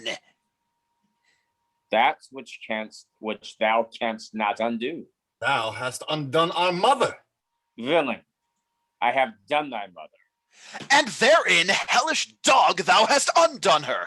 Woe to her chance, and damned her loathed choice. Oh, accursed the offspring of so foul a fiend. It shall not live. It shall not die. Aaron, it must. The mother wills it so. What? Must it, nurse? Then let no man but I do execution on my flesh and blood. I'll broach the tadpole on my rapier's point. Nurse, give it me. My sword shall soon dispatch it. Sooner this sword shall plow thy bowels up. Stay, murderous villains. Will you kill your brother? Now, by the burning tapers of the sky that shone so brightly, who in this boy was got. He dies upon my scimitar's sharp point that touches this firstborn son and heir. What? What? You sanguine, shallow-hearted boys, you white-limbed walls, you alehouse-painted signs, coal black is better than another hue, in that it scorns to bear another hue. Tell the empress from me, I am of age to keep mine own. Excuse it how she can. Wilt thou betray thy noble mistress thus? My mistress is my mistress. This, myself. The vigor and the picture of my youth. This, before all of the world do I prefer. This, maugre, all the world will I keep safe. Or some of you shall smoke it, born in Rome. By this, our mother is forever shamed. Rome will despise her for this foul escape. The emperor in his rage will doom her death. I blush to think upon this ignominy. Why, there's the privilege your beauty bears. Fie, treacherous you, that will betray with blushing the close enacts and counsels of thy heart. Here's a young lad framed of another leer. Look how the black slave smiles upon the father, as who should say, old lad, I am thine own. He is your brother, lords, sensibly fed of that self-blood that first gave life to you. And from that womb where you imprisoned were, he is enfranchised and come to light. Nay, he is your brother by the surer side, although my seal be stamped in his face. Aaron, what shall I say unto the empress? Advise thee, Aaron, what is to be done, and we will all subscribe to thy advice. Save thou the child, so we may all be safe. Then sit we down, and let us all consult. My son and I will have the wind of you. Keep there. Now talk at pleasure of your safety. How many women saw this child of his? Cornelia the midwife, and myself, and no one else but the delivered empress. The empress, the midwife, and yourself. Two may keep counsel when the third's away. Go to the mistress, go to the empress, tell her, this I say. Wick! So cries the pig prepared to the spit. What readst thou, Aaron? Wherefore didst thou this? Oh, Lord, sir, 'tis a deed of policy should she live to betray this guilt of ours. A long-tongued, babbling gossip? No, lords, no. And now be it known to you my full intent. Not far one Moloteus, my countryman, his wife but yesternight was brought to bed. His child is like to her, fair as you are. Go pack with him and give the mother gold, and tell them both the circumstance of all, and how by this their child shall be advanced and be received for the emperor's heir, and substituted in the place of mine, to calm this tempest whirling in the court, and let the emperor dandle him for his own. Hark you, lords. You see I have given her physic, and you must needs bestow her funeral. The fields are near, and you are gallant grooms. This done, see that you take no longer days, but send the midwife presently to me. The midwife and the nurse well made away. Then let the ladies tattle what they please. Aaron, I see thou wilt not trust the air with secrets. For this care of Tamora, herself and hers are highly bound to thee.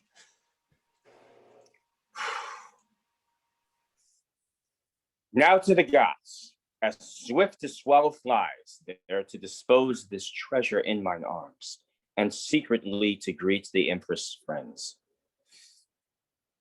Come on, you thick-lipped slave, I'll bear you hence, for it is you that puts us to our shifts. I'll make you feed on berries and on roots, and feed on curs and whey, and suck the goats in cabin in a cave, and bring you up to be a warrior and command a camp. Act 4, Scene 3.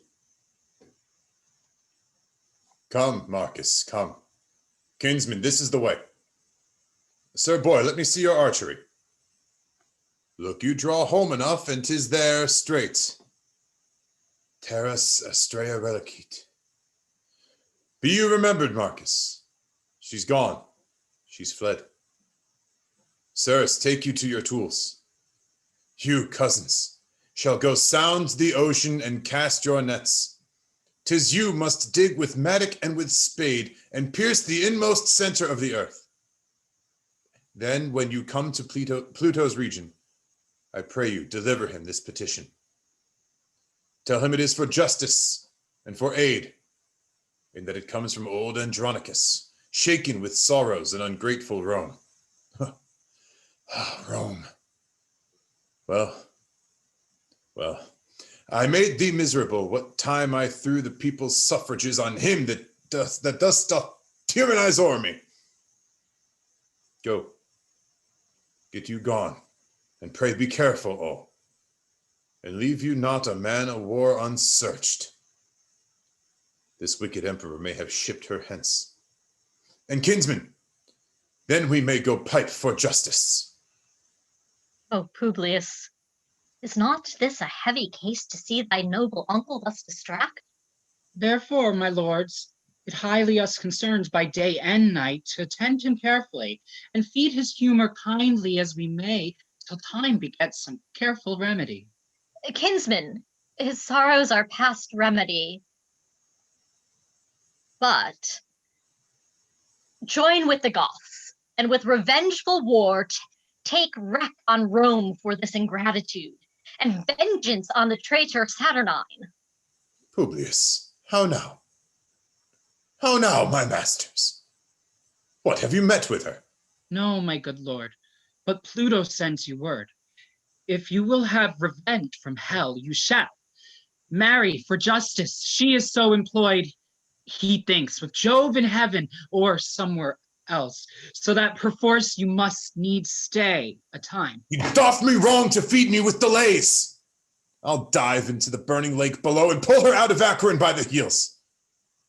Marcus, we are but shrubs, no cedars we, no big-boned men framed of the Cyclops size, but metal, Marcus, steel to the very back, yet wrung with wrongs more than our backs can bear. And sith there's no justice in earth nor hell, we will solicit heaven and move the gods to send down justice for to wreak our wrongs. Come to this gear. You are a good archer, Marcus. Ad Jovem, that's for you. Here, ad Apollinem. Ad Martem, that's for myself. Here, boy, to Pallas. Here to Mercury. To Saturn, Lucius. Not to Saturnine. You are as good to shoot against the wind. To it, boy! Marcus, loose when I bid. Of my word, I have written to effect, there's not a god left unsolicited. Kinsman, shoot you all your shafts into the court. We will afflict the emperor in his pride. Now, masters, draw! Oh, well said, Lucius. Good boy, in Virgo's lap. Give it, Pallas. My lord, I aim a mile beyond the moon. Your letter is with Jupiter by this. Ha ha! Publius, what hast thou done? See, thou hast shot off one of Taurus' horns. This was the sport, my lord, when Publius shot. The bull, being galled, gave Ares such a knock that down fell both rams' horns in the court. And who should find them but the empress villain?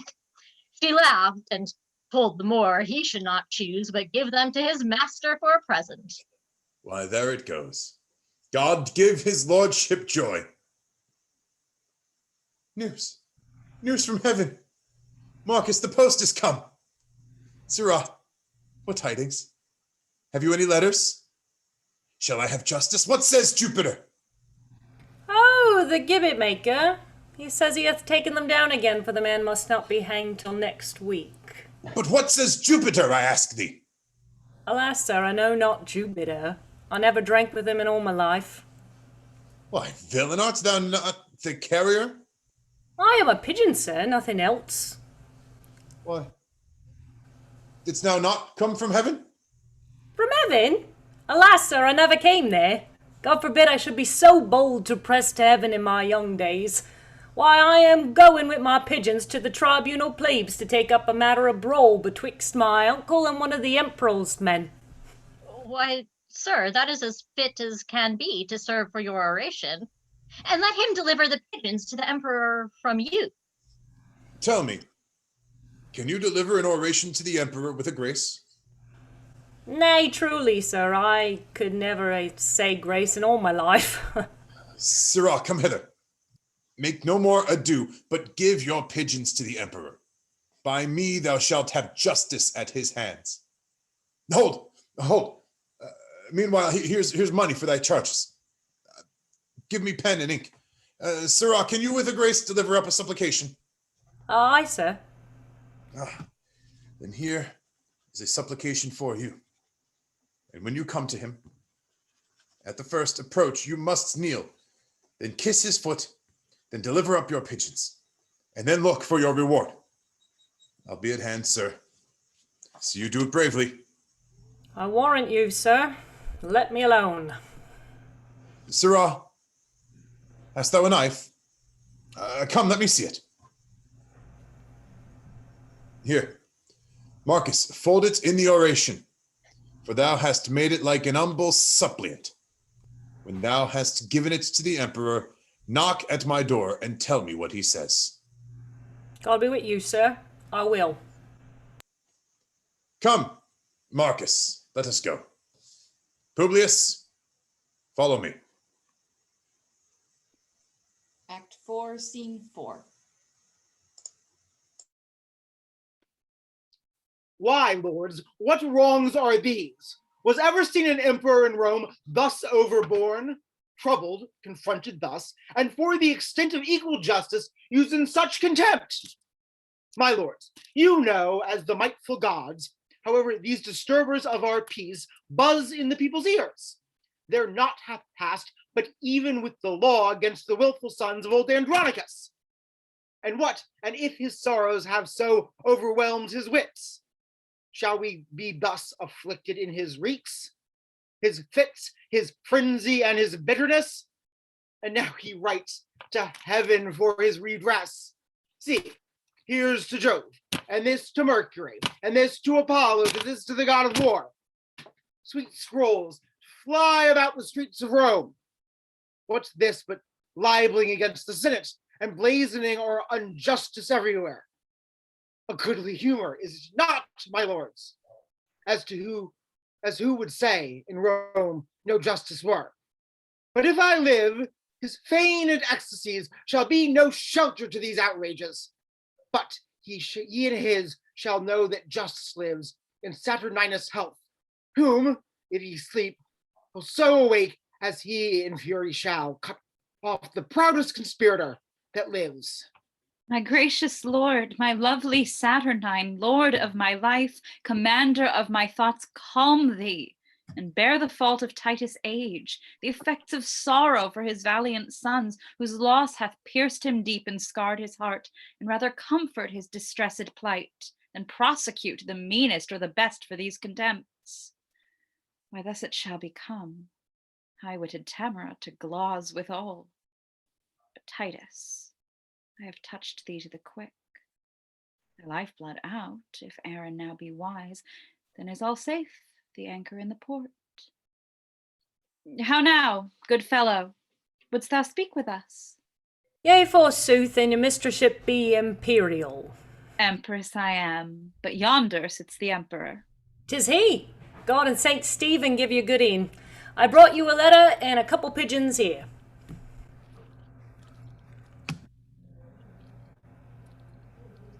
Go, take him away and hang him presently. How much money must I have? Come, sirrah, you must be hanged. Hanged? By a lady? Then I brought up a net to a fair end. Despiteful and intolerable wrongs, shall I endure this monstrous villainy? I know from whence the same device proceeds. May this be borne, as if his traitorous sons that died by law for murder of our brother have by my means been butchered wrongfully?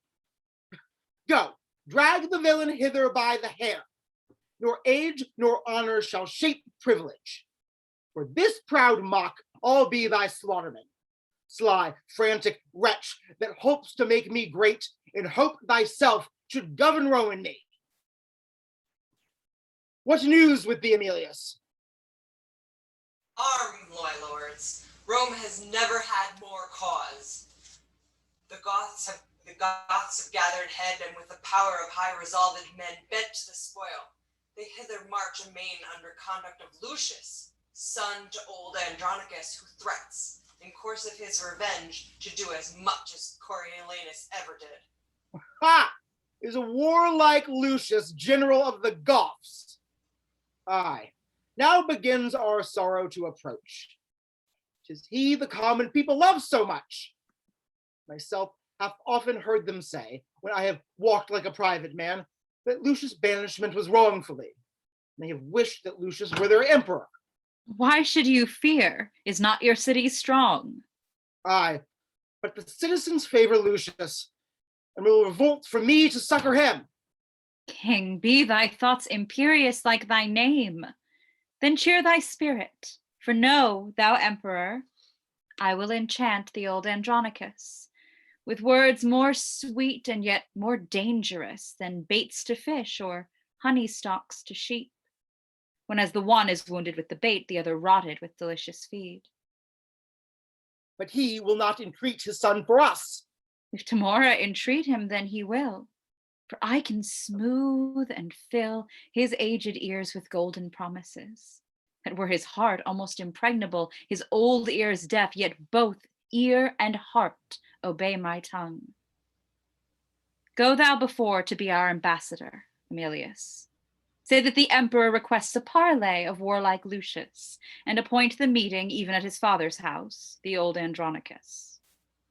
Emilius, do this message honorably, and if he stand in hostage for his safety, bid him demand what pledge will please him best.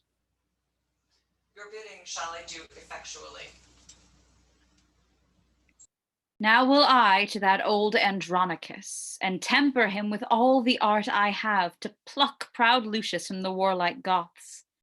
And now, sweet emperor, be blithe again, and bury all thy fear in my devices.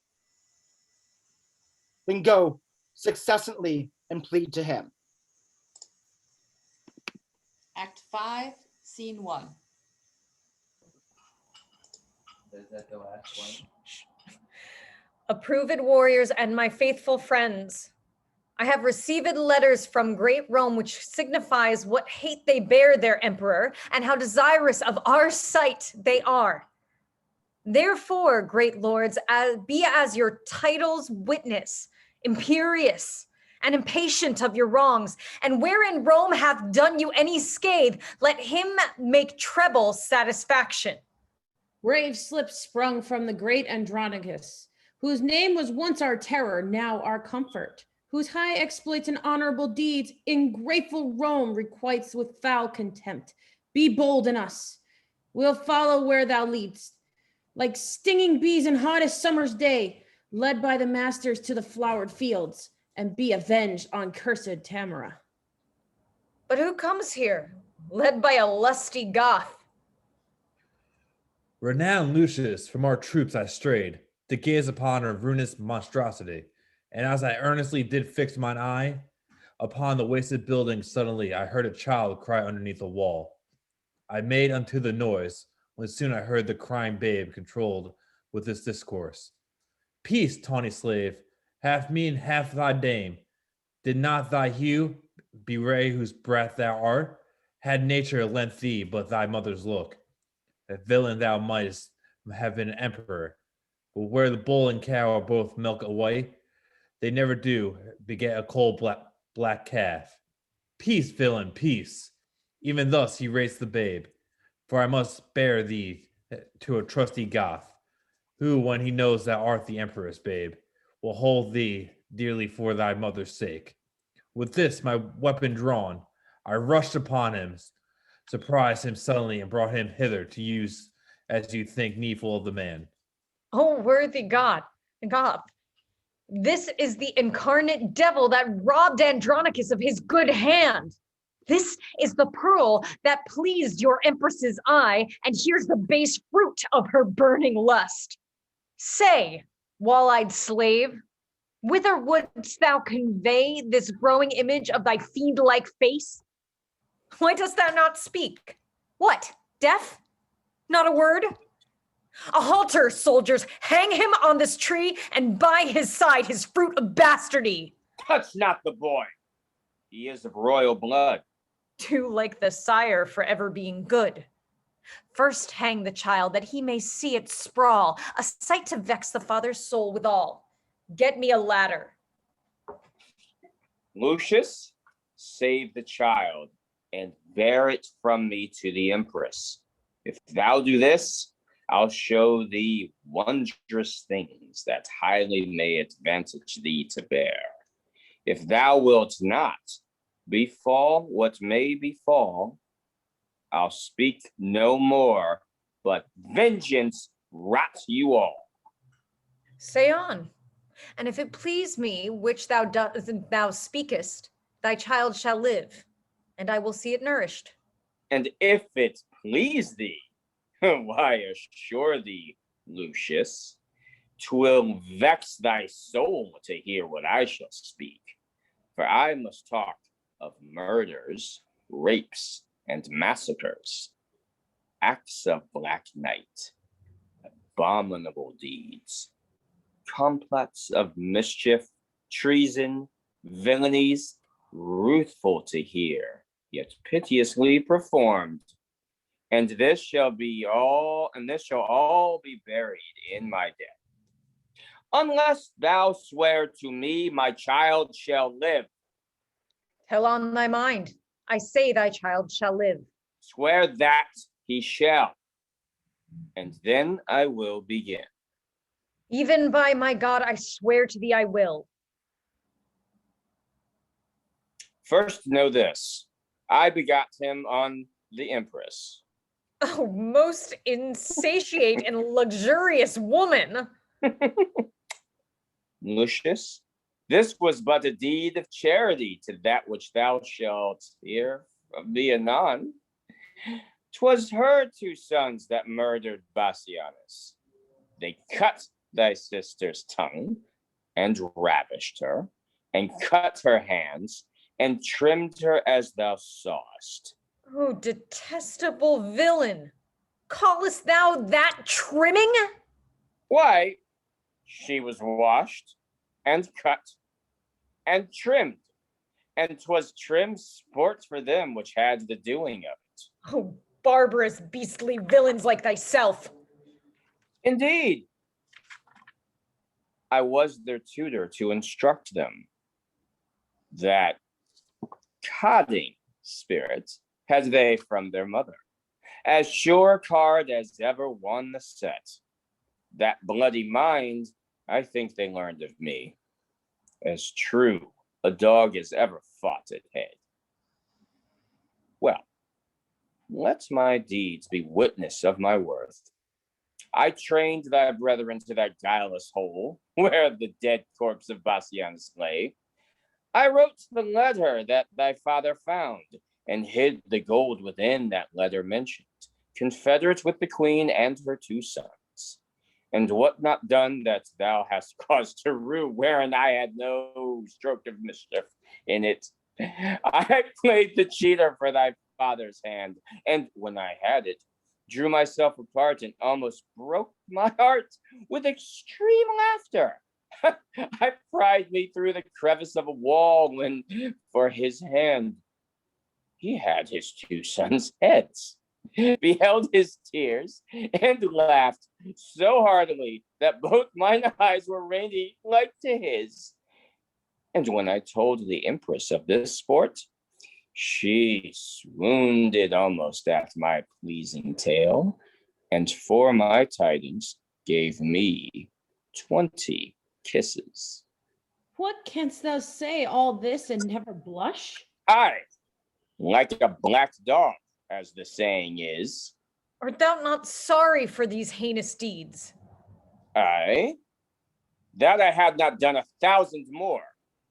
Even now I curse the day, and yet I think few come within the compass of my curse, wherein I did not some notorious ill as kill a man, or else devise his death, ravish a maid, or plot the way to do it, accuse some innocent and forswear myself, set deadly enmity between 2 friends. Oft have I digged up dead men from their graves and set them upright at their dear friend's door, even when their sorrows almost was forgot. And on their skins, as on the bark of trees, have with my knife carved in Roman letters, let not your sorrow die, though I am dead. And nothing grieves me heartily indeed, but that I cannot do 10,000 more. Bring down the devil, for he must not die so sweet a death as hanging presently. If there be devils, were I a devil, to live and burn in everlasting fire, so I might have your company in hell, but to torment you with my bitter tongue. Sirs, stop his mouth and let him speak no more. My lord, there is a messenger from Rome, desires to be admitted to your presence. Let him come near. Welcome, Emilius. What's the news from Rome? Lord Lucius, and you princes of the Goths, the Roman emperor greets you all by me, and, for he understands you are in arms, he craves a parley at your father's house. willing you to demand your hostages, and they shall be immediately delivered. Amelius, let the emperor give his pledges unto my father and my uncle Marcus, and we will come. March away. Act 5, Scene 2.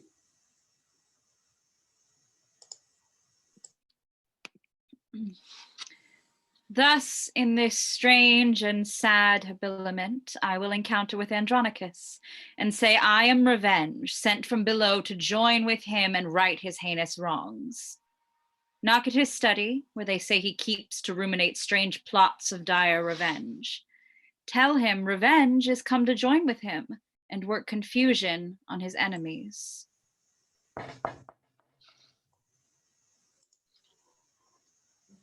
Who doth molest my contemplation? Is it your trick to make me ope the door, that so my sad decrees may fly away and all my study be to no effect? You are deceived, for what I mean to do, see here.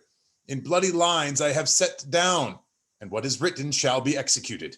Titus, I am come to talk with thee. No, not a word. How can I grace my talk, wanting a hand to give it action? Thou hast the odds of me, therefore no more. If thou didst know me, thou wouldst talk with me. I am not mad. I know thee well enough. Witness this wretched stump. Witness these crimson lines. Witness these trenches made by grief and care. Witness the tiring day and heavy night.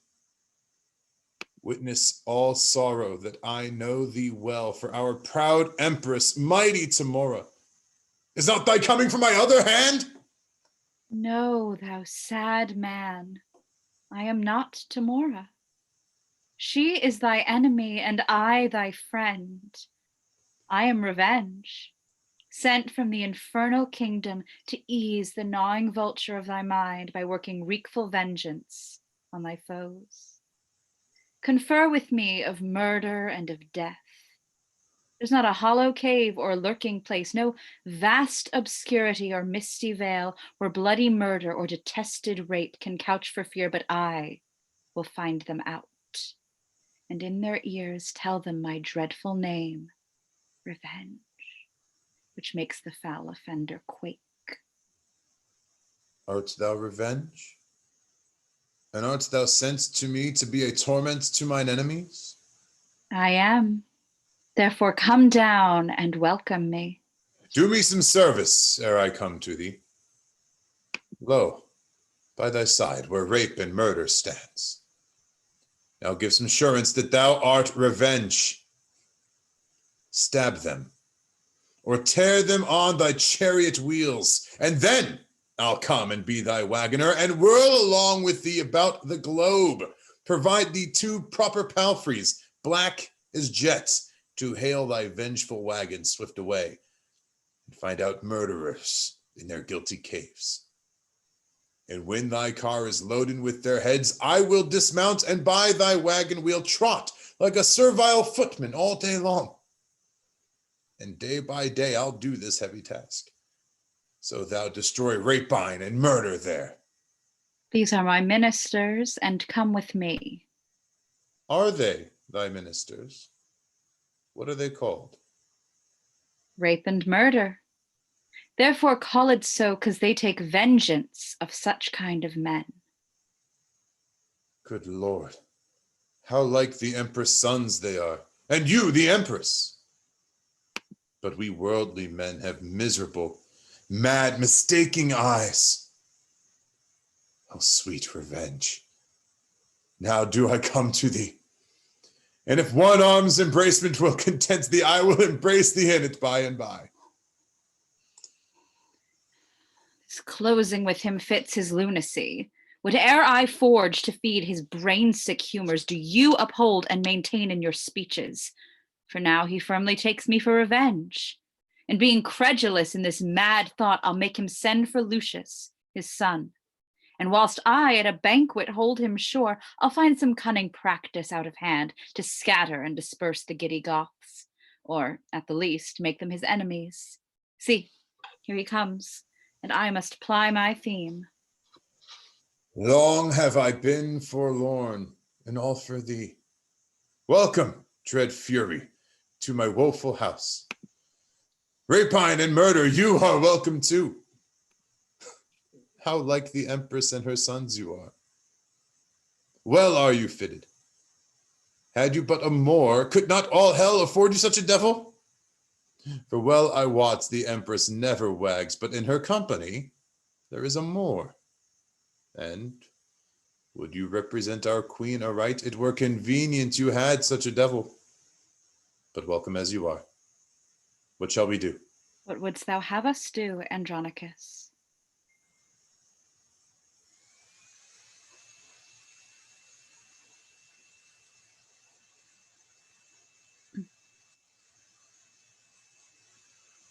What say you, murder? Show me a murderer, I'll deal with him. Show me a villain that hath done a rape, and I am sent to be revenged on him. Show me 1,000 that hath done thee wrong, and I will be revenged on them all. Look round about the wicked streets of Rome, and when thou find'st a man that's like thyself, good murder, stab him. He's a murderer. Go thou with him, and when it is thy hap to find another that is like to thee, good rapine, stab him. He is a ravisher.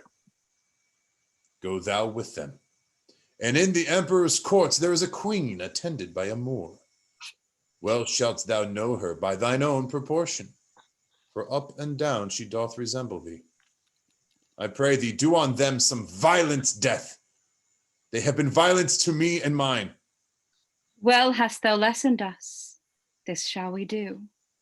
But would it please thee, good Andronicus, to send for Lucius, thy thrice valiant son, who leads towards Rome a band of warlike Goths, and bid him come and banquet at thy house?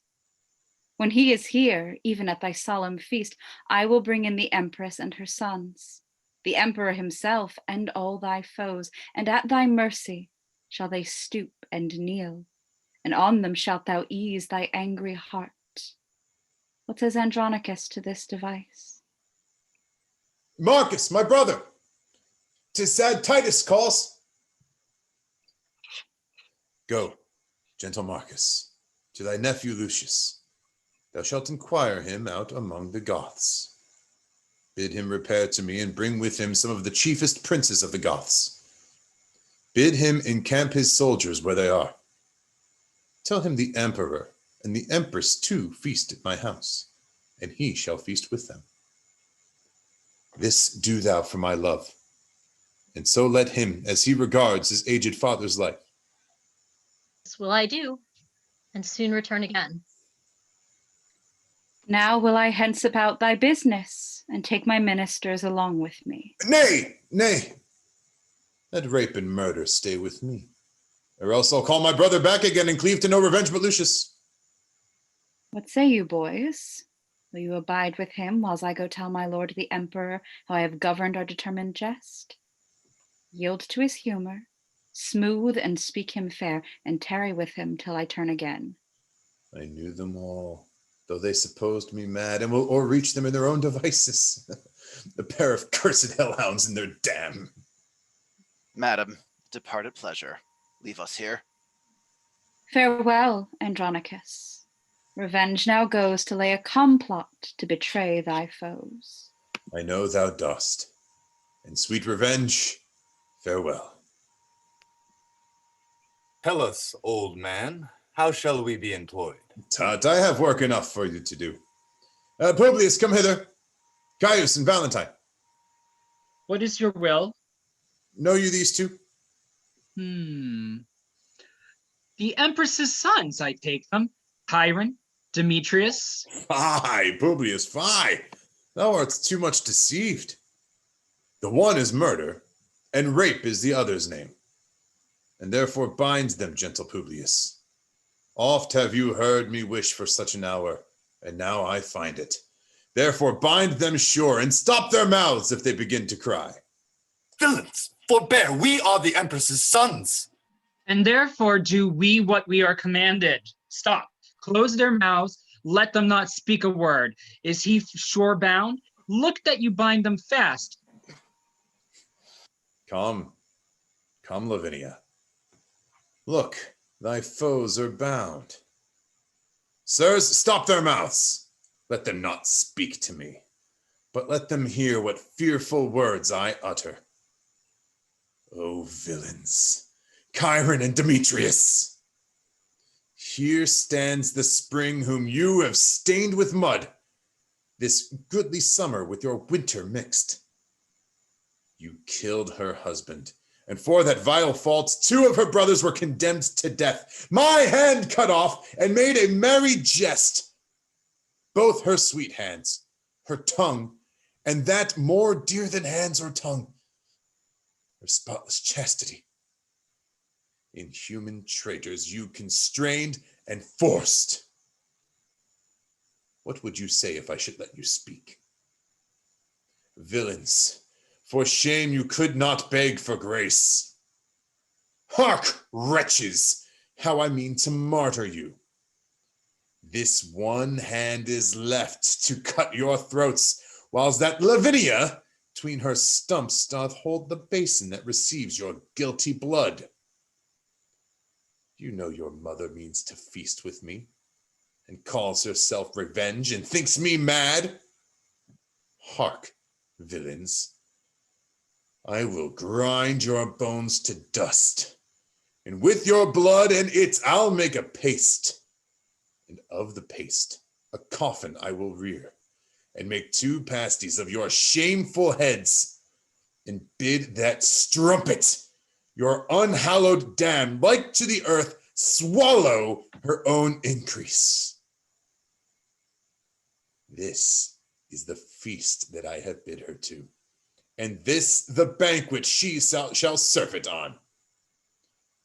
And now prepare your throats. Lavinius, come, receive the blood.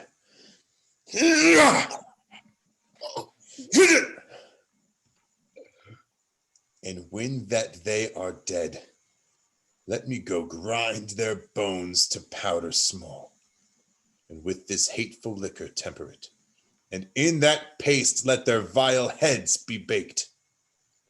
So, now bring them in, for I'll play the cook, and see them ready against their mother comes. Act 5, Scene 3. Uncle Marcus, since 'tis my father's mind that I repair to Rome, I am content. And ours with thine befall what fortune will.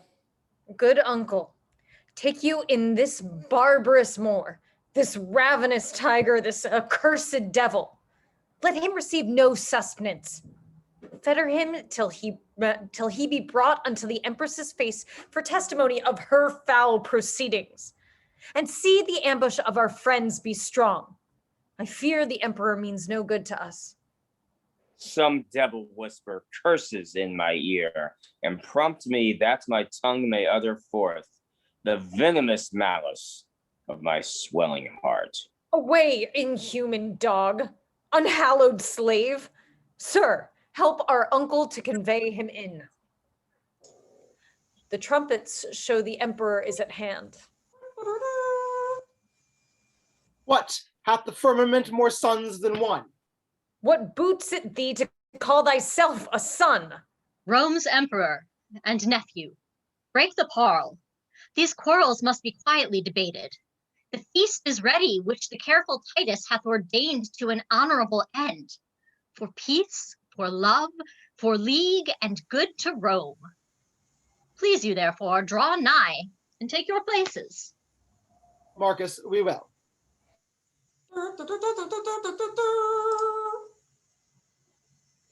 Welcome, my lord. Welcome, dread queen. Welcome, you warlike Goths. Welcome, Lucius. And welcome all. Although the cheer be poor, 'twill fill your stomachs. Please you, eat of it. We are beholding to you, good Titus. And if your highness knew my heart, you were. My lord the emperor, resolve me this. Was it well done of rash Virginius to slay his daughter with his own right hand because she was enforced, stained, and deflowered? It was Andronicus.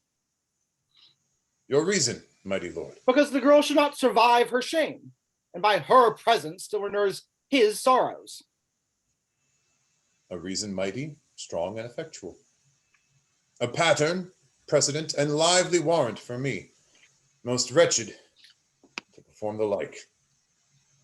Die, die, Lavinia, and thy shame with thee, and with thy shame thy father's sorrow die. What hast thou done, unnatural and unkind? Killed her for whom my tears have made me blind. I am as woeful as Virginius was, and have 1,000 times more cause than he to do this outrage, and it now is done. What? Was she ravished? Tell who did the deed. Will't please you eat? Will't please your highness feed? Why hast thou slain thine only daughter thus? Not I. 'Twas Chiron and Demetrius. They ravished her and cut away her tongue, and 'twas they that did her all this wrong. Go fetch them hither to us presently. Why, there they are, both baked in this pie, whereof their mother daintily hath fled, eating the flesh that she herself hath bred. 'Tis true, 'tis true. Witness my nice sharp point. Die, frantic wretch, for this accursed deed. Can the son's eye behold his father bleed? Oh. There's meed for meed, death for a deadly deed. You sad-faced men, people and sons of Rome, by upwards severed as a flight of fowl, scattered by winds and high tempestuous gusts. Oh, let me teach you how to knit again the scattered corn into one mutual sheaf. These broken limbs again into one body, lest Rome herself be bane unto herself, and she who mighty kingdoms curtsy to, like a forlorn and desperate castaway, do shameful execution on herself. Speak, Rome's dear friend, as erst our ancestor, when with his solemn tongue he did discourse the lovesick Dido's sad attending ear, the story of that baleful burning night when subtle Greek surprised King Priam's Troy. My heart is not compact of flint nor steel, nor can I utter all our bitter grief, but floods of tears will drown my oratory and break my utterance, even in time when it should move you to attend most and force you to commiseration. Here's Rome's young captain. Let him tell the tale, while I stand by and weep to hear him speak. I am the turned forth, be it known to you, that have preserved her welfare in my blood, and from Rome's bosom took the enemy's point, sheathing the steel in my adventurous body. Alas, you know I am no vaunter, I. My scars can witness, dumb although they are, that my report is just and full of truth. But soft, methinks I do digress too much, citing my worthless praise. Oh, pardon me, for when no friends are by, men praise themselves. Now is my turn to speak. Behold, the child of this was tomorrow delivered, the issue of an irreligious Moor, chief architect and plotter of these woes. The villain is alive in Titus' house, and as he is to witness, this is true. Now judge what cause had Titus to revenge these wrongs unspeakable, past patience, or more than any living man could bear. Now have you heard the truth. What say you, Romans? Have we done aught amiss? Show us wherein, and from the place where you behold us pleading, the poor remainder of Andronici will hand in hand all headlong hurl ourselves, and on the ragged stones beat forth our souls and make a mutual closure of our house. Speak, Romans, speak. And if you can say we shall, lo, hand in hand, Lucius and I will fall. Come, thou reverend man of Rome, and bring our emperor gently in thy hand. Lucius, our emperor, for well I know the common voice do cry it shall be so. Lucius, all hail, Rome's royal emperor. Go into old Titus's sorrowful house, and hither hail that misbelieving Moor to be a judge some direful slaughtering death as punishment for his most wicked life. Thanks, gentle Romans. May I govern so to heal Rome's harms and wipe away her woe. But, gentle people, give me aim a while, for nature puts me to a heavy task. Stand all aloof, but, uncle, draw you near to shed obsequious tears upon this trunk. Oh, take this warm kiss on thy pale, cold lips, these sorrowful drops upon thy blood-stained face, the last true duties of thy noble son. Tear for tear, and loving kiss for kiss, thy brother Marcus tenders on thy lips. Oh, were the sum of these that I should pay countless and infinite, to pay them. Come hither, boy, come. Come and learn of us to melt in showers. Thy grandsire loved thee well. Many a time he danced thee upon his knee, sung thee asleep, his loving breast thy pillow. Many a story hath he told to thee, and bid thee bear his pretty tales in mind, and talk of them when he was dead and gone.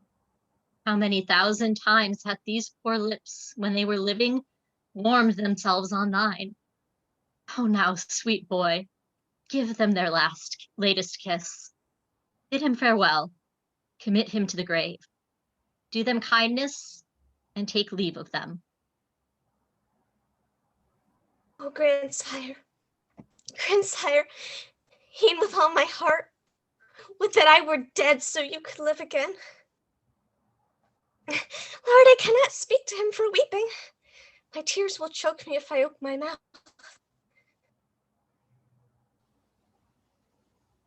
You, sad Andronicus, have done with woes.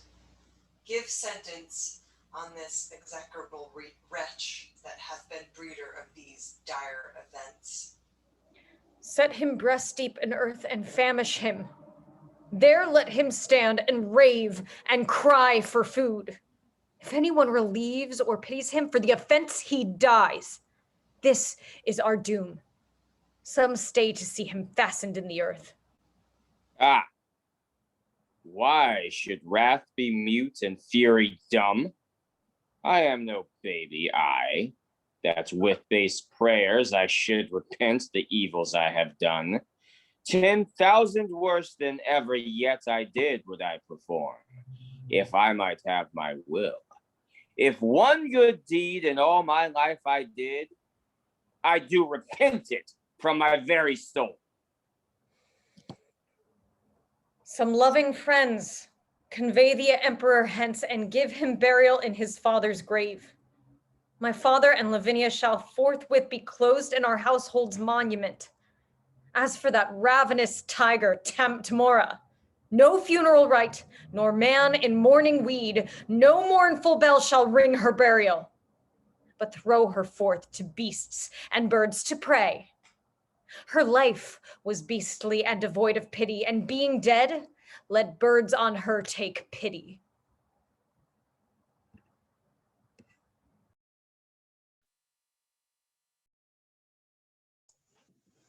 Oh my goodness. Wow. Okay. Thank you, everybody. Please remove all your dead bodies. Thank you. Dead bodies off the stage. Oh my goodness. Well, that was intense. So we're going to just take a moment here and bring all of our actors back to life and have a brief curtain call. So if everybody wants to bring their cameras in. And while they're all bringing their cameras in, I will mention once again that the Center for Performing Arts in Rhinebeck is a theatrical home for many of our actors. They are doing Pippin these next couple of weekends streaming, so feel free to buy a streaming link from them. It's supposed to be an amazing show. I'm excited to see it next weekend. And also consider donating on this post. We would love to help them continue to create theater until we can get things fully open again. Okay, tonight.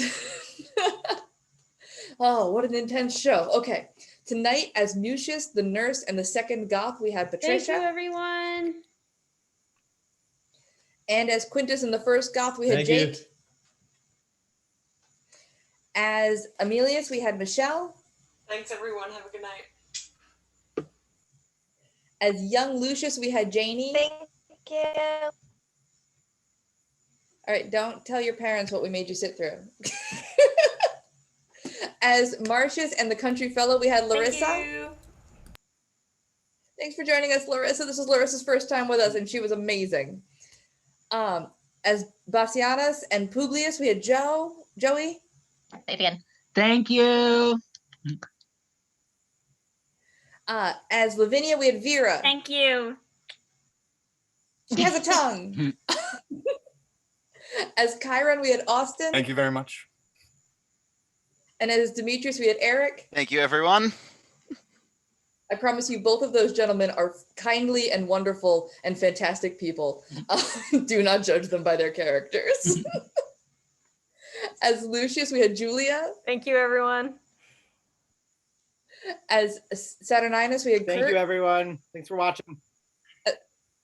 As Marcus, we had Thanks, Kelly. everybody. See Pippin. Go to the theater. Have a good weekend. As Aaron, we had Carl. Thank you, everyone. Thank you for attending. Have a wonderful evening. As Tamara, we had Molly. Thanks for watching, guys. Watch it at the center. And as Titus tonight, we had Kevin. Yay. Who wants some pie? Yay. Oh, goodness. All right. Next week, we will be back with The Seagull. So we'll do some not Shakespeare for a week. And then we will be back with 2 more Shakespeare shows. We're going to do The Winter's Tale and Midsummer Night's Dream. And then we're going to take a summer break. So please join us for the next 3 weeks. We are very excited to bring these shows to you. And good night from Livingroom Shakespeare. Good night, everybody. Thanks for watching. Bye.